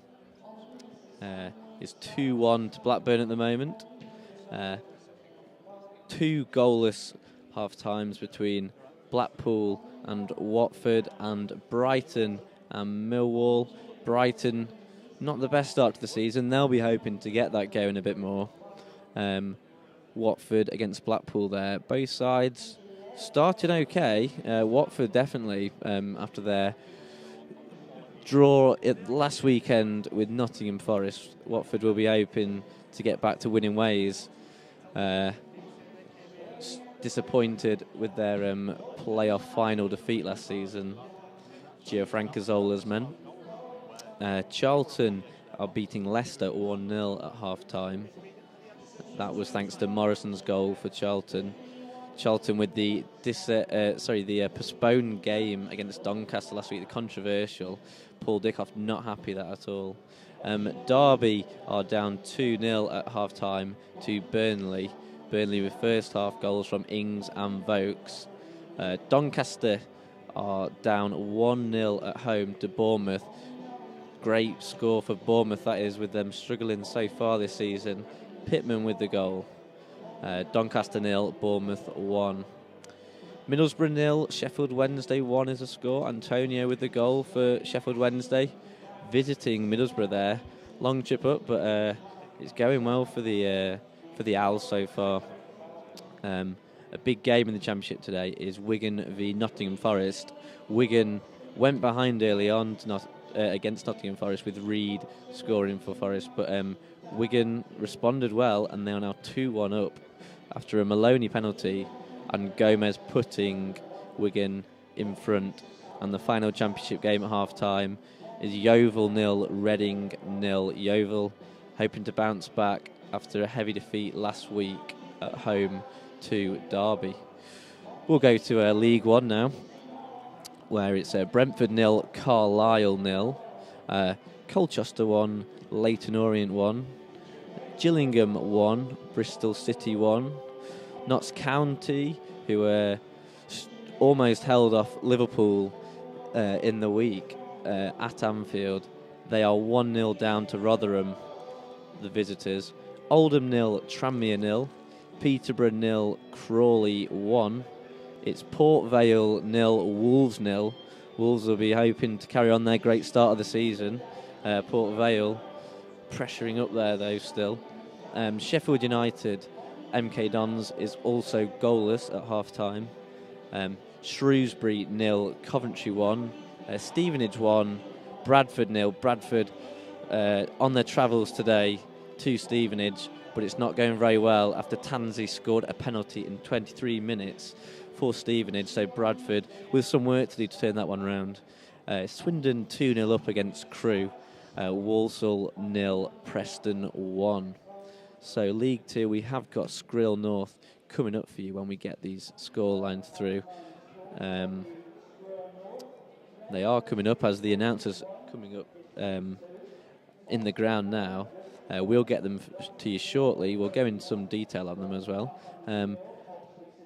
But anyway, League 2, Accrington 0, Burton 0, Wimbledon 2, Fleetwood 0, Bristol Rovers 1, Northampton 0, Bury 3, Cheltenham 1, Exeter 1, York 1, Mansfield 1, Dagenham Redbridge 0, Morecambe 1, Plymouth 1, Oxford United 1, Rochdale 0, Portsmouth 0, Chesterfield 0, Scunthorpe 1, Newport 0, Torquay 0, Hartlepool 0, and Wickham 2, Southend 1.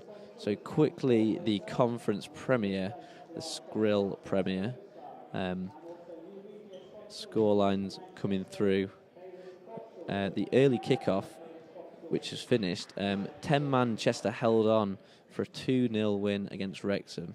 A really good win there on the road for Chester in the local derby. Linwood and Turner with the first half goals, and then a sending off for Williams with 5 minutes to go. Didn't alter the game though, as Wrexham went down 2-0 to Chester.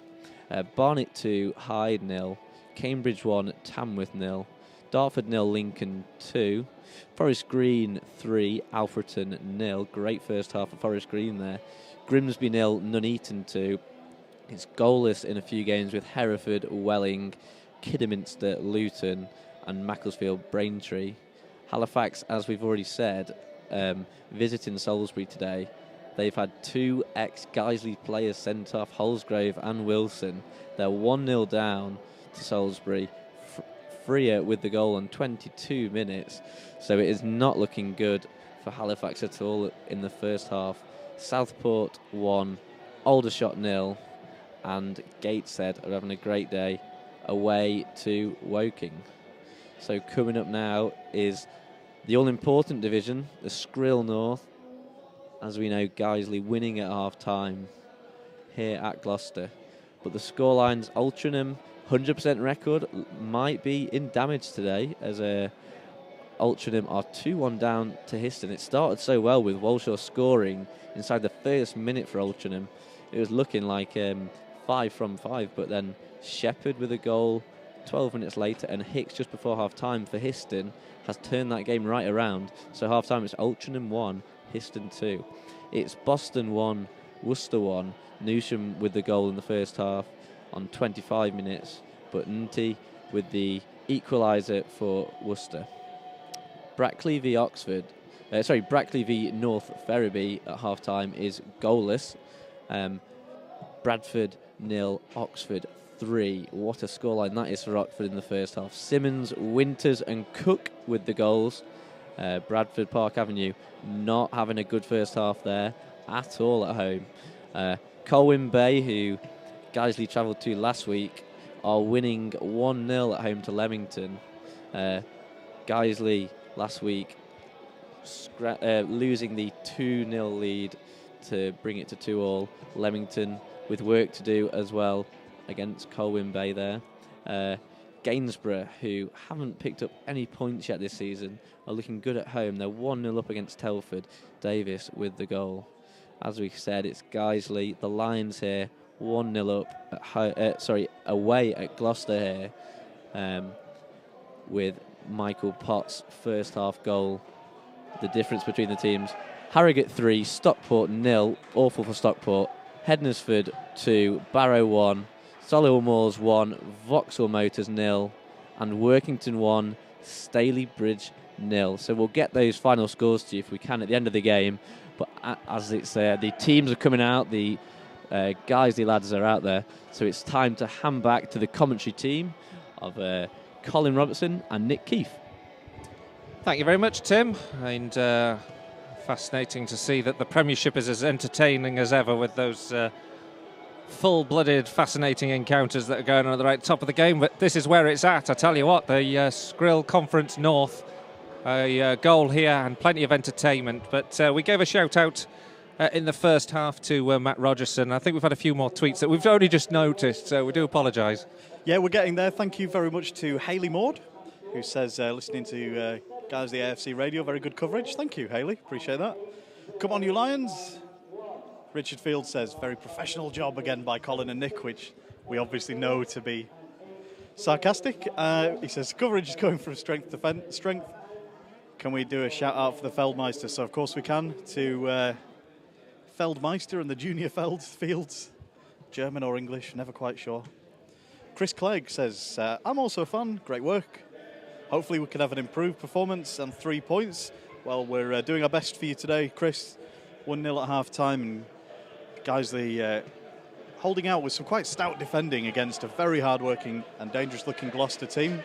We did hear that Kevin Holsgrove and Josh Wilson both sent off in the first half for Halifax against Salisbury, which is an interesting one. Can't imagine the circumstances in which both of those former Guiseley players could get sent off in one half of football, but they managed it. And then very importantly, Guiseley Supporters Club say, don't forget to mention the race night at the club on Saturday the 19th of October. Starts at 7 p.m. Everybody is welcome there for a fun night of punting and banter, I would imagine. Full details of that are at their website, which is Guiseley AFC supportersclub.co.uk. Gloucester City are back out on the pitch, Colin, so let's... Yeah, thanks, Nick. Looking forward to the race night. The two teams are back out, and we've got no changes at the break that I can see. And Guiseley, of course, now going to be shooting from right to left. Ref to light. Right, left to right. I didn't have a drink at half-time, believe me. Away we go. And the Lions have the ball with Rhys Maynell. In left back, plays it a long way up towards Phil Marsh. Not going to get there this time. Andy Holdsworth picks up the loose ball, though, to Jack Rea. We'll go through the team lineups again in a moment. Guiseley leading by this 0-0 in the second half. Jack Rea just helps it back to Danny Ellis on the halfway line. Guiseley, most of the players in the Gloucester half, but it's just gone behind for a Gloucester throw. So just to go down the home side first, Mike Green in goal, Tom Hamblin, Tyler Weir, Matt Coop, Jack Harris, Tom Webb, Lewis Hogg, Darren Mullings, Darren Edwards, Scott Wilson and Matt Groves.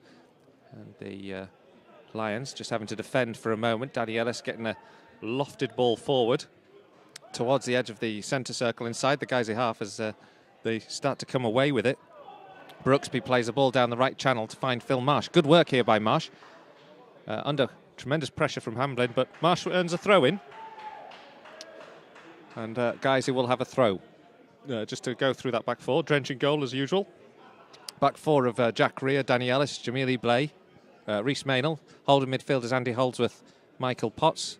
A three of Hobson, Rothery and Brooksby, and then Marsh up front. Rea now with a throw, about level with the edge of the 6-yard box. Lays it short to Marsh. Marsh plays it back, and Rea's ball into the area is a little loose. Gloucester can counter-attack now. They take possession in their own right-back position and play it down the right channel. It's helped on rather aimlessly there by Edwards, who spurned a great chance in the first half to give his side, well, get his side back on terms. In the end, conceding a playing the ball into Wilson, who knocked the ball into the net from an offside position. Guiseley now have possession on the halfway line after conceding a free kick. Hobson robbed by Weir, though. Hogg helps it forward. Hobson just nods it back. And now Hogg, under pressure from Rothery, has to go back to the goalkeeper. Green, not pressured by Rothery, though, has time to clear down this channel. And it's gone out into touch. Your first thoughts on this second half period, Nick? It'll be interesting to see what happens as the shadows start to lengthen on the pitch a little bit. Gloucester will be playing towards the sun in the second half. I've already seen Mike Green holding his hand above his eyes once or twice. Gloucester just have the ball down the right-hand side for a moment. Edwards under great pressure from Potts, and Hobson does well, gets it across to Wilson. Wilson is tackled eventually, then just has a little trip, and then Potts and Webb just square up to each other. Referee just tells them to calm down, but plenty of bite in this game. Always has been bite in this fixture. In fact, this would be the first time, if we get through without a sending off, I think I can remember this fixture without there being a red card. Yeah, and I think by the strictest letter of the law, there should have probably been a card there. There was a bit of a shove by either man there. I think Michael Potts might have been the first to do it, but a little bit of handbags. It's all smiles now. And Stephen Drench has the free kick inside his own half. Rakes the ball across field, looking for Brooksby. Harris gets there ahead of him. Gets the last touch, and it's going to be a throw into Guiseley. And it's about midway through the half on the right-hand side, taken by Rhea. Finds Brooksby. Brooksby now down by the corner flag, goes back, finds Rhea. Rhea cuts inside, looks to try and get it onto his right boot, but he's got it very much on his left angle at the moment. Rothery helps it back here to Mainel. Mainel takes a shot. Not a bad shot, really. Had power, but was always rising. Just went over the bar. Behind for a goal kick. And you could see he always wanted to take that shot. The space was narrowing down as the ball came towards him, as the defender was following him up, but he was clearly wanted to take a shot there. Worth having a go, not too far over the box, and it really thudded against the back of the stand there. He hit it hard. Goal kick taken by Green, headed away again by Ebley, doing very well at centre half this afternoon, winning the aerial battles, helped back by Webb, and then Coop gets it all the way back to the goalkeeper, Green. This time Phil Marsh does try to close him down. And it's worth doing because Green sort of shanks his shot a little. His clearance straight into the halfway line. Gloucester do recover possession, though, on this occasion. Could have been so different, though. One there by Edwards, and then a crunching tackle by Hobson. Just firm. Goes out for a throw, though. Wilson takes the throw quickly. Now at right-hand side. Tries to get the ball into the penalty area. It's well shadowed.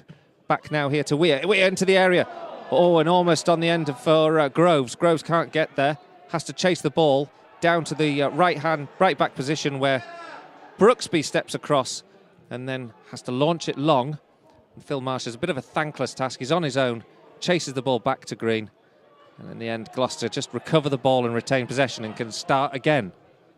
Down the right-hand side, looking here for Wilson. Mullings, sorry. Mullings heads it down. Wilson goes looking for it, slides in on Andy Holdsworth, but Holdsworth, so cool and collected, just skips the ball past him.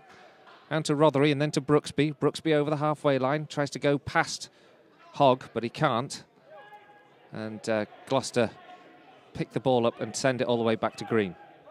None of this effort will be wasted, though, Colin. Chasing down, as we've seen in the first half, can be very effective in trying to force a mistake from the defenders. It's a big shout from the Gloucester fans for a free kick. Ellis just seemed to have a hand on the back of his man for a moment. But then Guiseley just launched the ball forward. Coop under pressure. Gets the ball lofted into touch. And Guiseley now have a throw in about level with the edge of the 18-yard box on the right-hand side once again. Guiseley lead by 1-0 here at Whaddon Road in Cheltenham.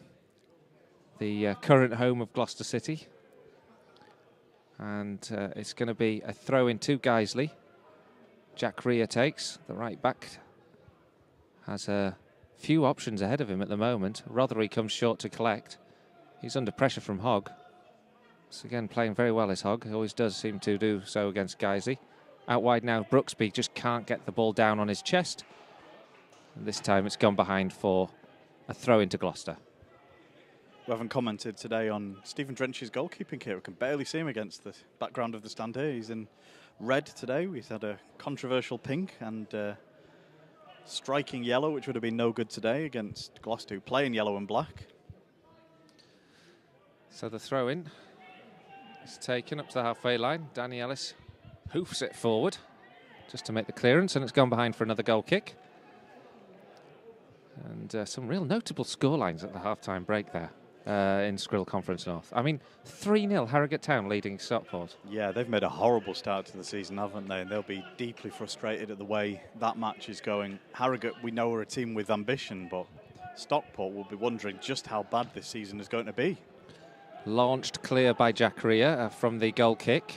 Phil Marsh goes chasing, takes a little nibble at Harris, and the not literally, not in the Luis Suarez sense, but he just pushes his player out of the way, and now it's gone down for a free kick to Gloucester. Yeah, he's come away with all of his ears, and I think of Mike Tyson out rather than Luis Suarez, but if Luis Suarez's lawyers are listening, views are our own.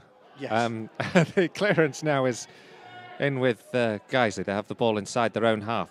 For a moment, it looks like Gavin Rothery's maybe got a bang on the head, and he's just going to need to get himself up. He does actually get himself up. The ball's all the way back with Green anyway. Yeah, I think he was just seeing stars for a second there, but he's up and running around now, having a word with the referee, letting him know that he thinks he should have had a free kick for what happened. 53 minutes gone here. Listening to Guiseley AFC radio, where the Lions are leading 1-0 here at Gloucester. Tough game here, though, for Guiseley. The goal from Michael Potts on 18 minutes. But the home side have had plenty of their own pressure. Had the ball in the back of the net. That was ruled out for offside. And they're coming forward again just at the moment, but it's well intercepted by Guiseley. And now Gavin Rothery comes over the halfway line. He's got Phil Marsh only ahead of him. Marsh and Rothery once again just on different wavelengths as to where to send the ball. Oh, the two of them just don't seem to be able to get it together, do they? One pass goes to the left and the run goes to the right. We've seen it a few times in the game already. It's something they're going to need to work on in training. Header from Eblay because Green had the ball from that missed pass from Marsh. And now Guiseley have conceded a free kick. Andy Holdsworth's not happy with it. I'd say it's about 30, 35 yards from goal. It's nowhere near goal, but it's in a dangerous position in that Gloucester can get some bodies forward. Yeah, Central. Gives them a chance to set up, doesn't it, and have a look at getting in behind the defence again here. It looks like there'll be a ball probably going slightly out to the right-hand side maybe here. Hogg stands over the ball, looking to get it into the area where there are 5 yellow shirts in there. It's up towards the man and then into the 6-yard box. And I think it was Mullins who tumbled over inside the 6-yard box and looks appealingly towards the linesman. Nothing given, though, and the ball falls kindly for Steve Drench. Phil Marsh gets it at the other end, but is immediately surrounded by 4 players. Hard work for Marsh this afternoon, and he's doing the hard lines. Guiseley on the throw, thanks to tenacious work there from Potts now, on the halfway line. Chance maybe for the Lions just to carve out something themselves now. Throw from Maynell. I think you were expecting me to say something insightful there, weren't you? Well, or say something. Yeah, just some words would have been okay. Guiseley now come down the right-hand side with Brooksby. Brooksby running at 2 players, goes in towards the edge of the penalty area. It has to check his run and go back to Rea. Rea gets the cross. Not a great one this time. Hogg can clear, and now Wilson can turn on that jetpack, but Eblay's across. Another pacey player on this play, and then Eblay tries to play through his defender to try and find Hobson, but Hobson does get the ball at the second attempt, and it goes down towards the touchline. Beaten to it, earns Guiseley a corner, and good anticipation from Jamil Eblay in the first instance, and then good work from Craig Hobson to win the corner. Yeah, we haven't seen Jamil Eblay break forward many times from the back line, but he is a very quick player, and he looks like he could be dangerous if he starts to venture forward occasionally. It's a corner for the Lions. Guiseley leading by that goal to 0. Michael Potts on 18 minutes. 56 minutes gone here, and the corner will be on the left-hand side. Wayne Brooksby just taking a wee stroll out to curl this one in. 4, 5 white shirts in the area. Goes across the 6-yard box. Nobody can get on the end of it. Andy Holdsworth has to tidy things up on the edge of the area. Into Rothery. Rothery gets the ball back into the area, looking for Hobson. Hobson gets ahead, but there's no power this time. He did well to actually make a connection on it, and it's straight into the hands of Green.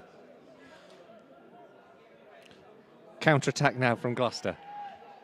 They move forward, skip over 2 players. It was Groves, and then Groves goes to ground, but good tackling there from Rothery. Brooksby stands on the ball. Unfortunately, that just holds up the run. Wins the second ball, though. Back from Mullings, and now starts running at this Gloucester back line. Goes through 2 or 3, finds Rothery. Rothery, still with his back to goal, is being fielded away. Back to Rhea. Rothery does well to hold on to possession, though. Holdsworth into Brooksby, into Rothery. Rothery on the edge of the area, starts a run into the penalty area, gets it onto the left foot, blocked shot. Headed back in by Potts really well. Into Rothery on the edge of the D, earns a free kick. He's bundled over in the back. I think it was by Coop. Now it's a chance now for Guiseley with a free kick in a dangerous position. Good product of a good period of pressure there by Guiseley. They kept at it.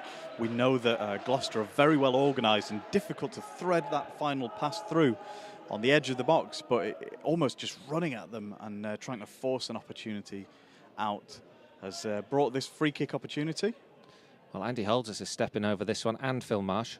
This is in territory. I seem to remember Andy Holdsworth getting those free kicks against Bradford Park Avenue on New Year's Day last season. And there's a wall of about 6 or 7. Just to give you the picture, it's about a yard from the edge of the D, very central. 58 minutes gone. Guys leading a 0-0. Holdsworth with free kick. High and wide. No repetition of his previous free kicks. And I think we're going to see the first changes of the game. And they will be for Gloucester. And they're replacing the fullback, Hamblin. He's coming off. And it's an entry for Jamie Edge. And there's a double substitution because also it's the end of the afternoon for, I think, Matt Groves, who I think has also had a good game. And he's replaced by another danger man, Will Morford.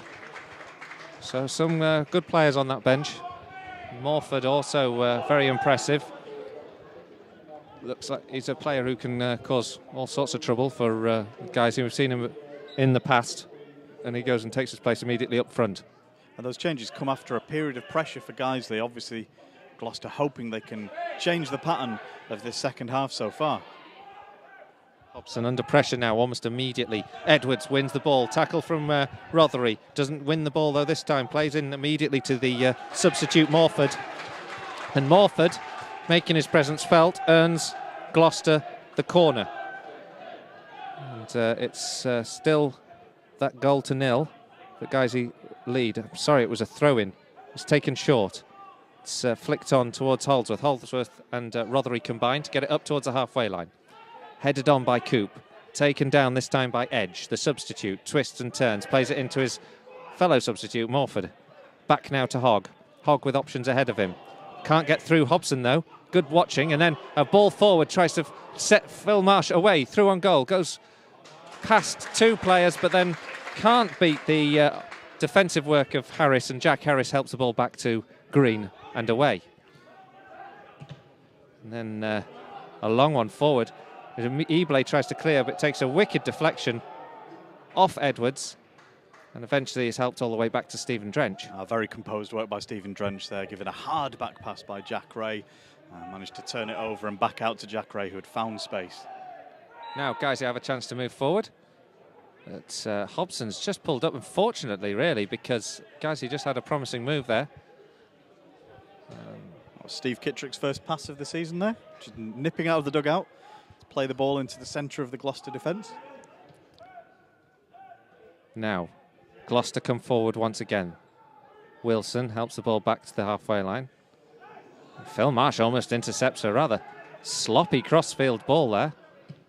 And then Gloucester recover possession, come forward. Hogg can't get past Hobson again. Now really good defending because it finds Wayne Brooksby on the halfway line. Guys, you haven't got the bodies forward, but a good ball from Brooksby. Picks out Rothery on the left flank. Rothery starts to run towards the edge of the 18-yard box. He's got shadowed from Mullings. Goes onto the right foot on the edge of the 18. Cut out by Edge. And then Hogg will complete the clearance up to the halfway line. Rothery goes battling, and then a bit of a rash challenge from Rothery on Edwards.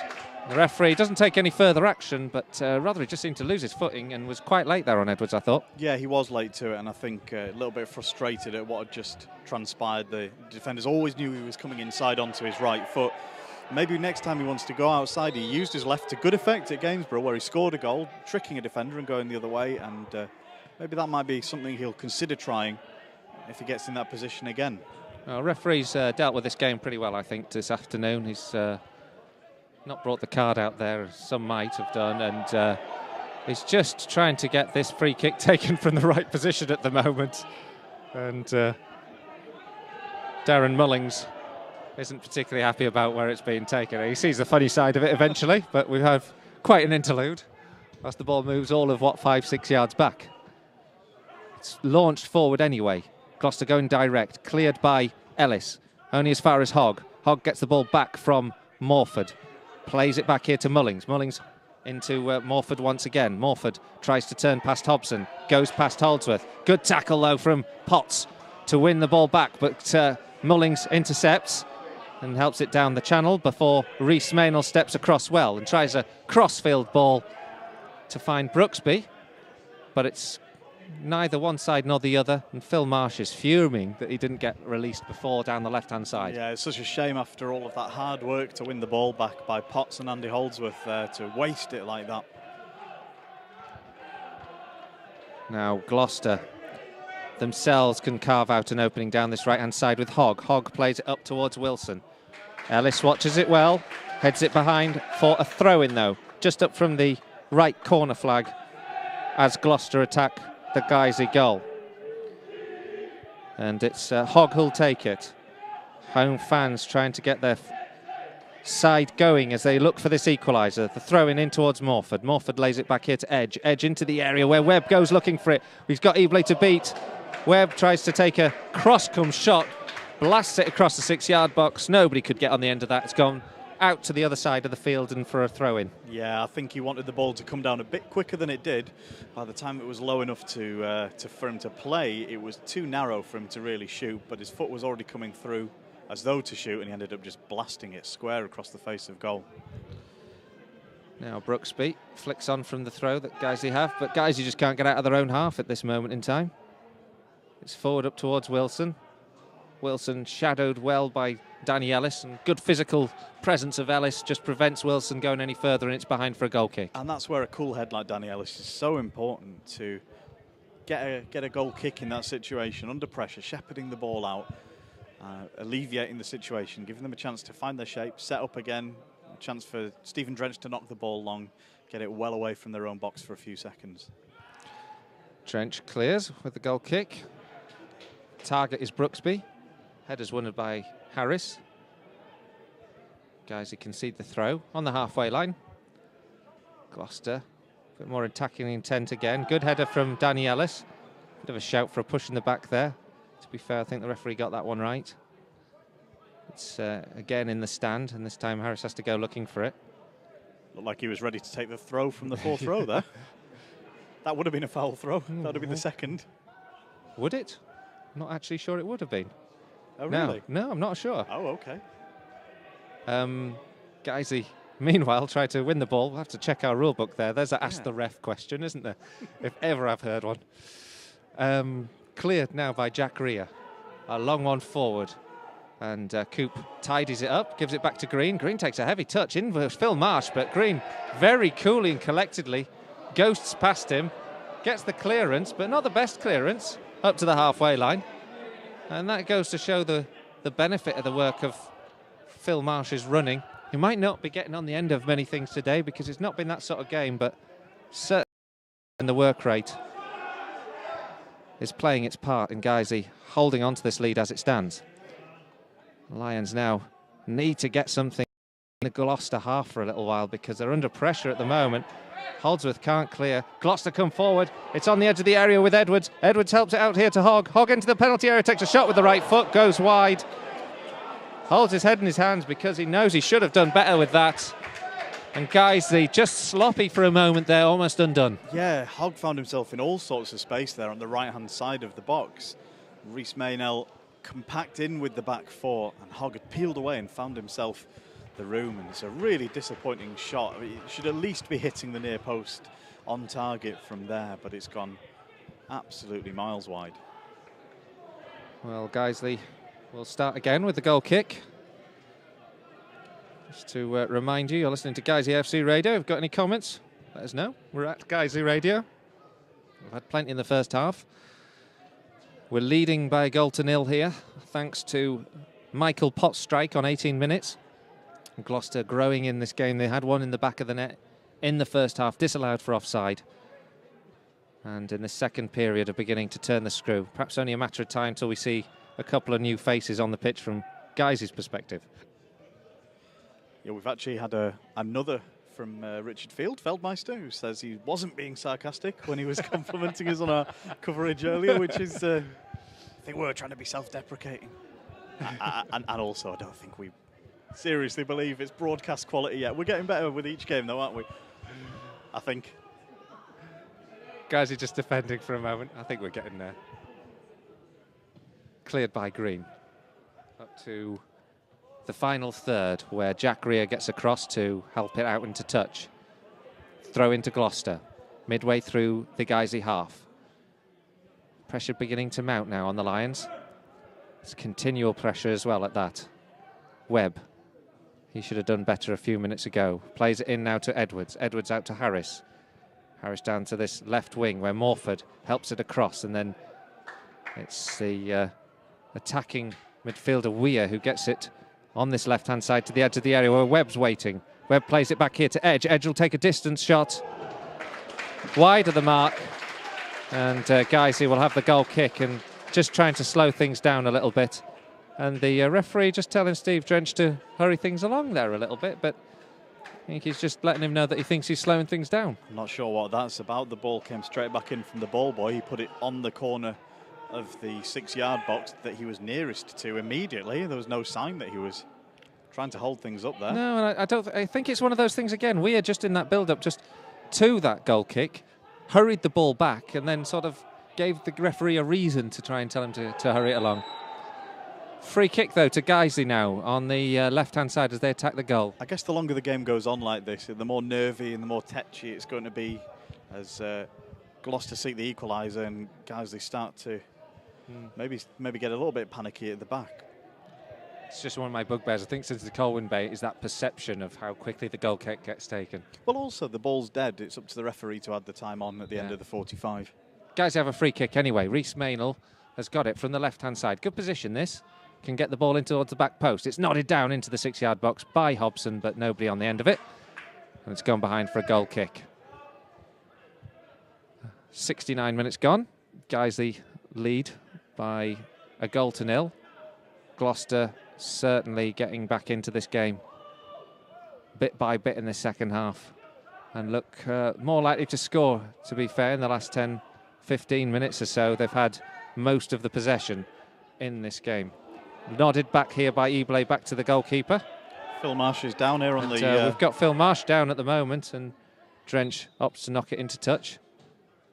I think they're just a bit frustrated, but I think there's going to be a third change for Gloucester. They're certainly trying to roll the dice. And it looks like Joe Parker, who's on the bench, who's up, but no sign of a change or a substitute yet from Guiseley. Does that surprise you, Nick? Well, I was wondering if Phil Marsh might finish 90 minutes because we've seen him coming off around this time or slightly earlier in the games he's started so far. The substitute has happened, and by my reckoning, I think, is that Tom Webb coming off, the number 6? And he's replaced by Joe Parker. Webb, I thought, had a good game. Was certainly pivotal last time we met. Yeah. And he's going to be replaced now by Joe Parker. Webb, of course, probably frustrated that he didn't do better when he had that ball down the right-hand side and actually just pinned it across the 6-yard box. Yeah, and Guiseley's, Guiseley's players just taking the opportunity to come over to the bench. It is a warm, sunny day, take on a bit of fluid. Andy Holdsworth and Steve Kitrick speaking for quite a while there. I wonder if maybe Andy Holdsworth's just being asked, are you all right to finish the 90 minutes? And we know he's not been well. Be interesting to see if he can last it out. And I imagine Steve Kitrick would have been checking with him to see how he felt. Well, Jake Lawler, of course, came on Saturday. No Jake Scott this afternoon, presumably still with that cut on the head, perhaps being given a chance to recover. Hasn't even travelled with the, in the first 11 or subs bench today. Well, I didn't see him warming up with the spare substitutes either before the game, so potentially might have stayed away for this one. It was right above his eye, that cut, apparently, so I could understand them wanting to give him a weekend off if possible. Phil Marsh is up. Took that knock to the head, but he's back on the pitch, and now Guiseley have got the full complement. And away we go once again. Clearance from Lewis Hogg. Guiseley, for a moment, had the ball in the opposition half, but once again, we're back to more familiar territory where we're defending and under pressure. It's up to the halfway line, helped on by Harris. Up to the edge of the 18-yard box. Good header again from Ebley. Taken down well by Weir. Weir recovers possession for Gloucester, plays it down the left-hand side. Flicked on by Morford. Headed again away from danger by Ebley, and then Ebley, under pressure from Edwards, gets another head onto it, but Edwards gets the second bite of the cherry. This time, Danny Ellis in there, clears. Morford along the left-hand side, gets it in here to Weir. Weir gets the ball into the edge of the 6-yard box, looking for Edwards, headed away by Ebley. Back it comes once again. Wilson, the pacey midfielder, trying to get the ball into the area, cut out well by Hobson. Guiseley again just having to defend so deep in their own area. They're under lots of intense pressure, although I can't remember Stephen Drench being asked to make a save so far in the second half. Edge gets the ball back into play, up towards the edge of that area where Mullings and Wilson gets the ball on the edge of the area, goes down, shot taken from Edwards, but Edwards it was who took the little flick, and it's a penalty kick now to Gloucester City. The referee pointed to the spot. Wilson it was, he just ran across his man, and I think it was Ellis who got the touch on it. Yeah, penalty kick. As I said, that Stephen Drench will be asked to make a save now, won't he? It's a frustrating one, ball was loose in the box. It looked like a soft touch. One of those fouls that may or may not be given around the pitch, but can't really argue it either. No, it wasn't disputable really, and it's been coming. And Darren Edwards steps up with the penalty kick. He takes it with the right foot, bottom left-hand corner. And on 73 minutes, it's now Gloucester 1, Guiseley 1. Frustrating circumstances to concede a goal there after holding out so long against the pressure, but Guiseley are going to have to get their heads back together, try and start doing the things that they were doing right at the beginning of the game again, moving the ball out wide, testing the defenders. We haven't seen Wayne Brooksby and Gavin Rothery on the ball as much in the second half, and they're going to have to go again and see if they can fashion themselves a chance to win this game. 16 minutes to go. It's all square here now. After Michael Potts had given the Lions the lead, the penalty there has pulled things level. Darren Edwards, accomplished penalty down into the bottom left-hand corner.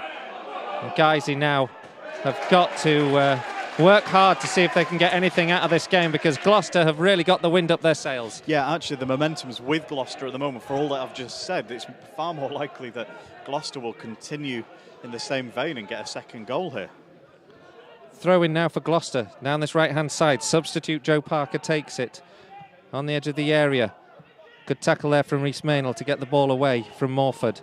Substitute Edge gets the second one. He gets the ball in towards the final third and eventually cleared down this left-hand side. Phil Marsh chasing and then knocked out by Coop, and a rare chance for Guiseley to get the ball inside this Gloucester half.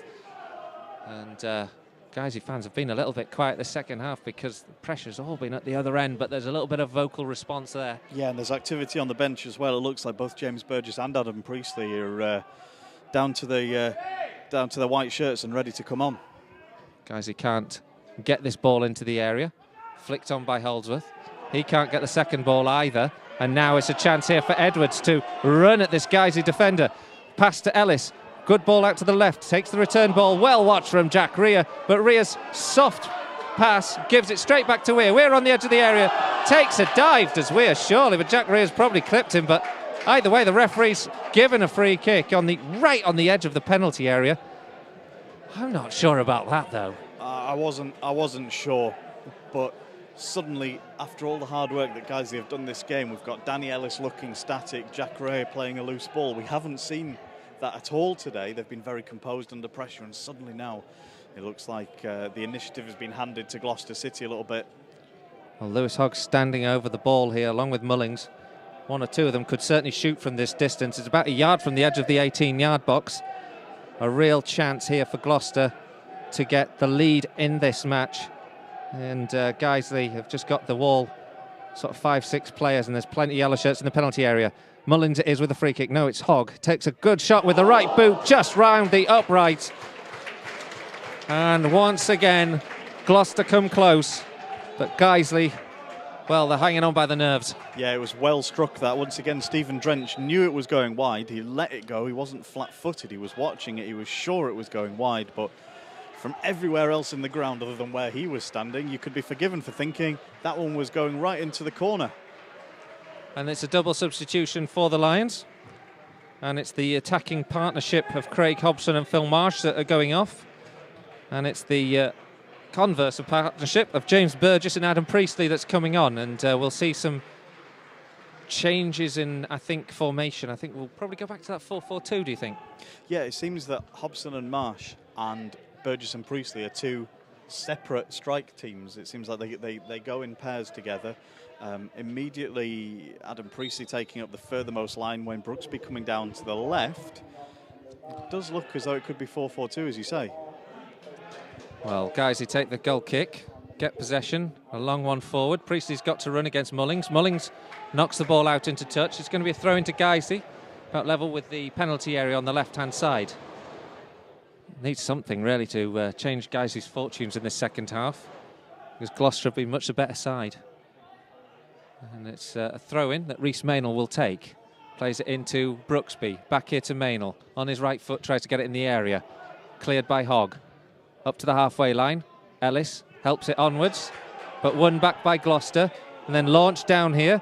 Burgess has to just... Eblay just has to watch because Morford chases down Drench. And then very cool and collected, Drench plays it into Eblay. And Eblay crossfield to Danny Ellis. And Ellis, what a great-looking ball that was for a moment. Up towards Brooksby, cut out well by the Gloucester man, and then out for a throw-in. Well, it was fantastic, calm work in the defence by the guys, the defenders and goalkeeper, but that's also one of those that you could see go horribly wrong. So, heart in the mouth for Steve Kitrick in the dugout. Referee just getting on to Rhys Maynell, who was just trying to steal 1 or 2 yards after the earlier incidents. I don't think the home fans were too impressed with that. When the referee had to pull back 1 or 2 of their players, matter of yards, but consistency is the name of the game here today, to be fair. Potts out wide towards Burgess. Burgess gets the ball with his back to goal. 2 players around him, muscles wound past one, but then is beaten to it. Guys, he just getting the ball in the other half, and then there's a heavy challenge in there by Rothery.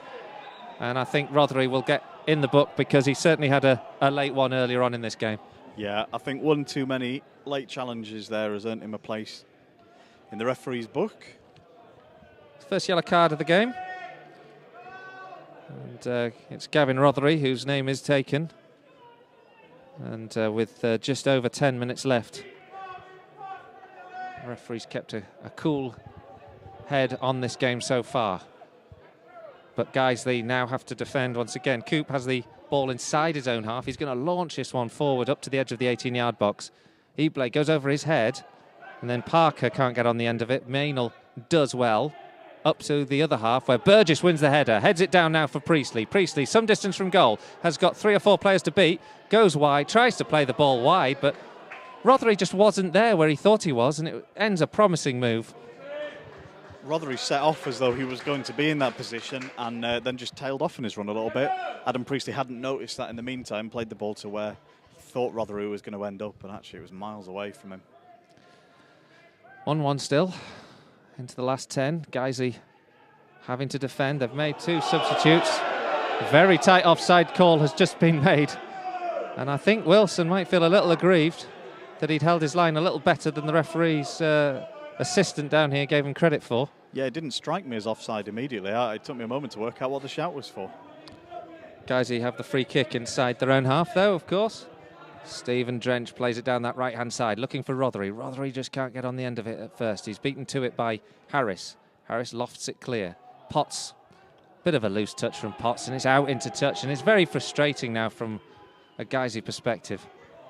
Yeah, all the hard work has come to losing the clean sheet. They're starting to get a little bit ragged. Players being pulled out of position as they go searching for it, trying to force an opportunity out of nothing.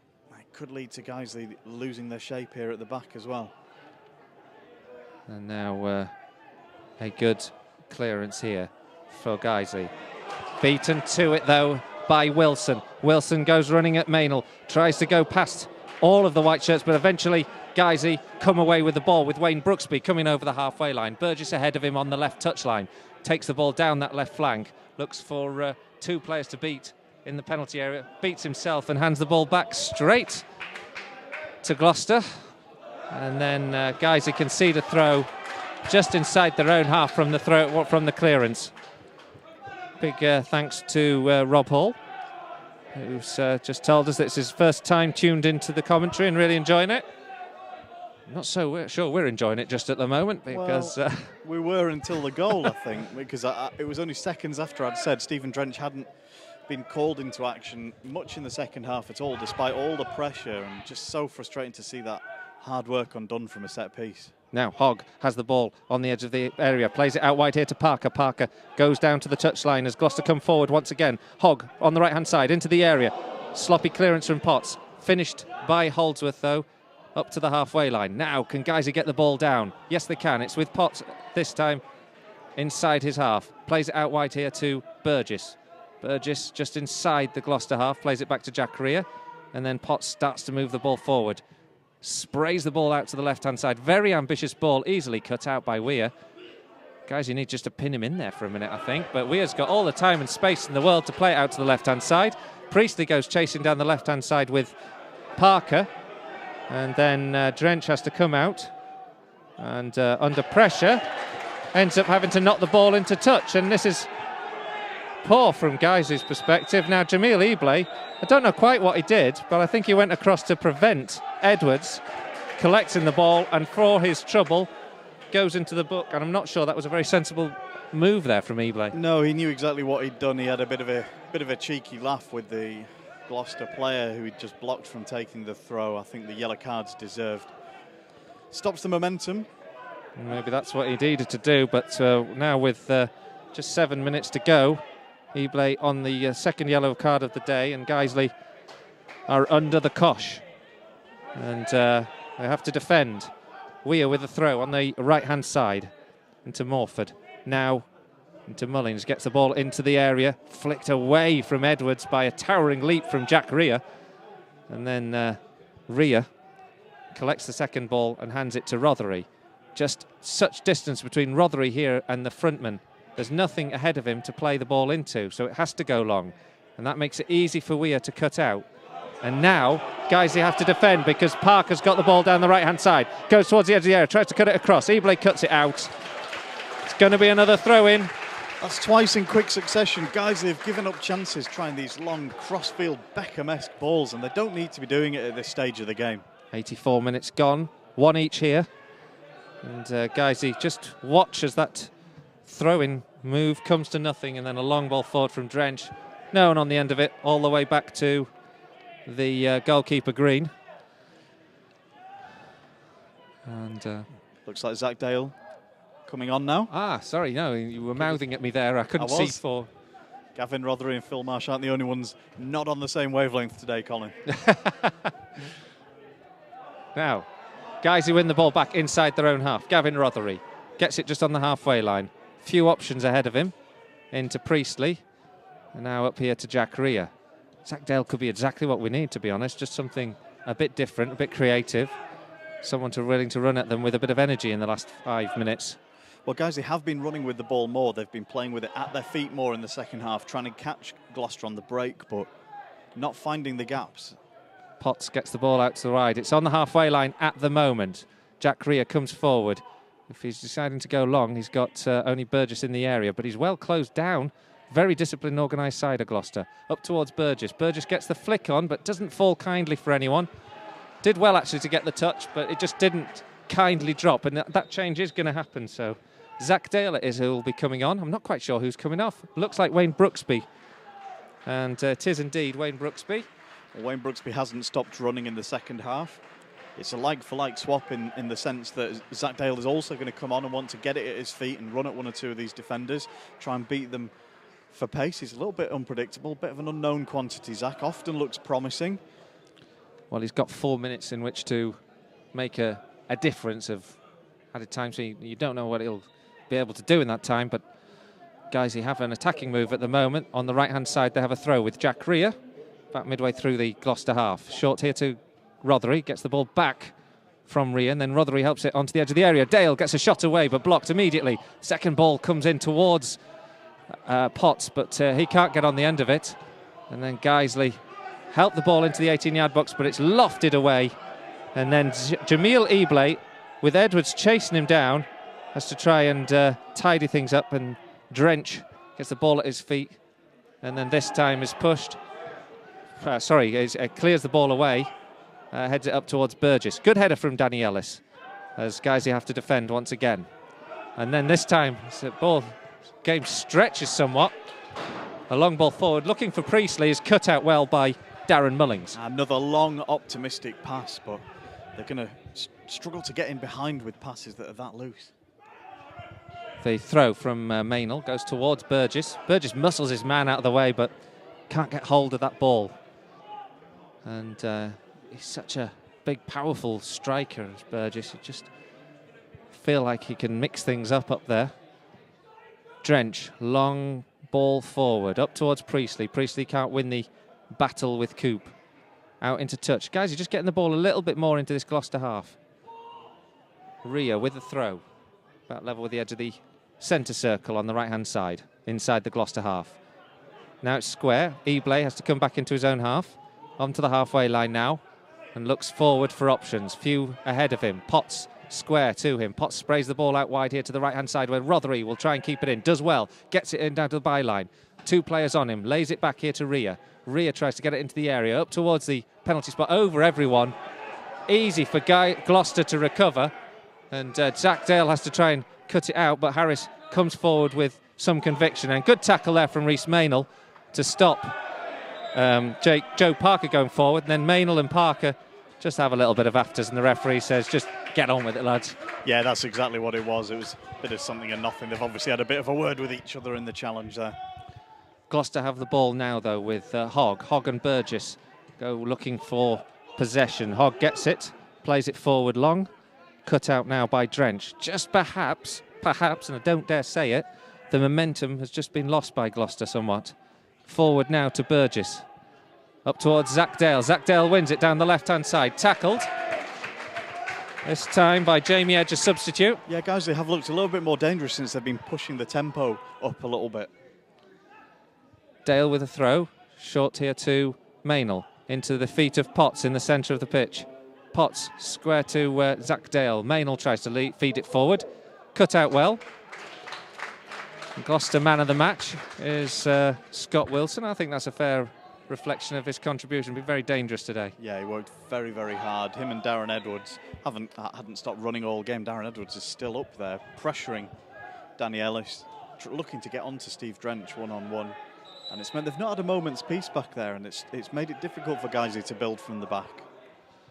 Meanwhile, Burgess had just run the ball out, given the ball back to Gloucester. Their throw, pretty poor to be fair, also. And it's gone out for another throw. Maynell it is. Lays it back to Danny Ellis in his own half. Plays it square to his fellow centre half, which is Stephen Drench at the moment. He plays a long one forward, looking for Priestley. It's a good ball.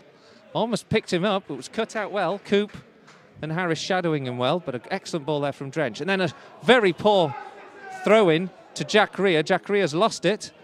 And then Gloucester somehow managed to get the rub of the bounce as the ball bobbles around in the middle of the park as nobody gets control of it. And eventually it's helped forward, and Guiseley recover it with Eblay. And that perhaps just an indication that they've just lost that momentum of Gloucester, because normally they would have, in the last 10 minutes, they would have pressed, but it's up towards Burgess. Burgess finds Zach Dale, edge of the area, helps it on towards Priestley. Priestley on the 18-yard box, going backwards, finds Holdsworth. Holdsworth square, in here, a good shot, bounces down in front of Priestley, but Priestley is offside. Oh, he had the ball in the back of the net, a great shot Well saved by Green in the first instant. Priestley seemed to be more alive to it than the rest. He put the ball in the back of the net, but the flag had gone up on the other side. And much frustration there, guys. He thought they'd snatched it. Oh, it really looked like they'd got the winner at the death there. Thanks for pointing it out to me, Colin, because I was already celebrating the goal. But just a sign there, if anything, that there could yet be something out in this game, perhaps for either side. Hogg gets it, plays it down, and now Guiseley have to defend once again. Parker had a minute of stoppage time by my reckon. I didn't see how many have been added. Good tackle here by Maynell. A bit of a shout that Ellis has pulled Parker down. Maynell now has a chance to spray the ball wide. Really good ball from Rhys Maynell. Picks out Rothery on the right-hand side. Rothery goes running down the right flank. Has bodies in the box ahead of him. Gets the past his man. Gets it into the area. Burgess, acrobatic effort. Can't get it down. Cleared by Gloucester. Up towards Wilson. Wilson helps it away. Down this right-hand side. Parker goes chasing. He's into space now. Guiseley, the game really stretched. Parker down to the halfway line. Skips past Maynell. Can't keep it in touch. Heavy tackle there from Maynell, to be fair.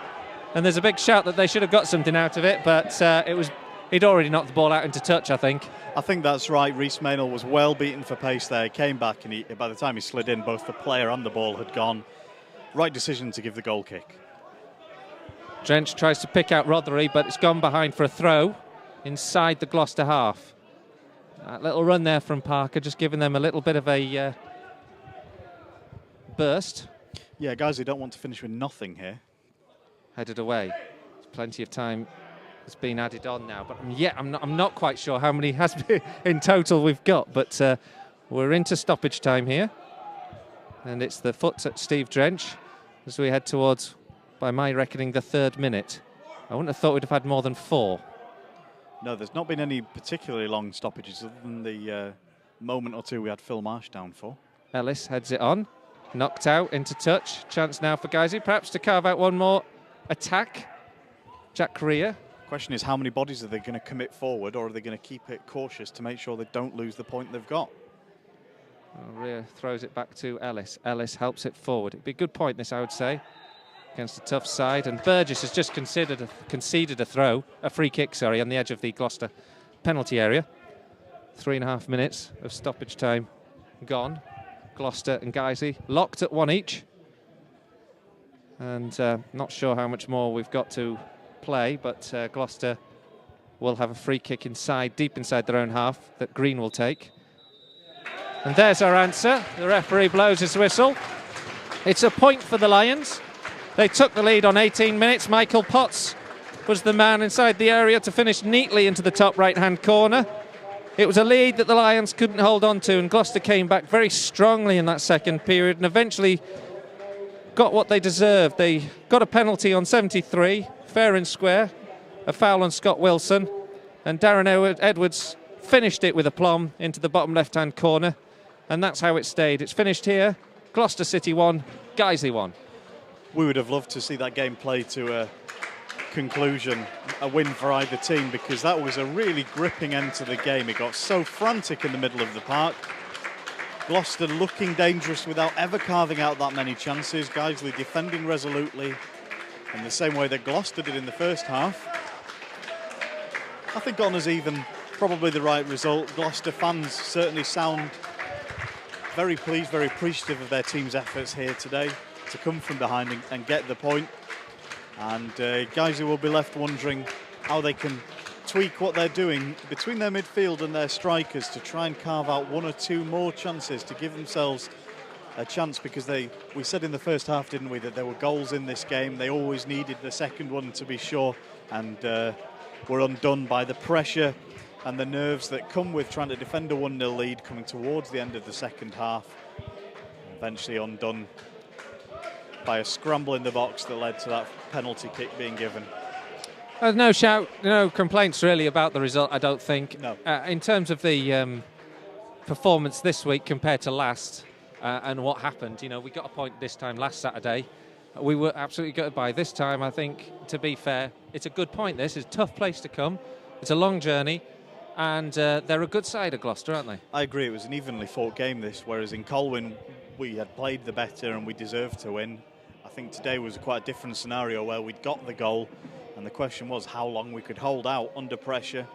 As we said a few times, Stephen Drench didn't get asked to make any saves that I remember in the second half, and only a couple in the first half.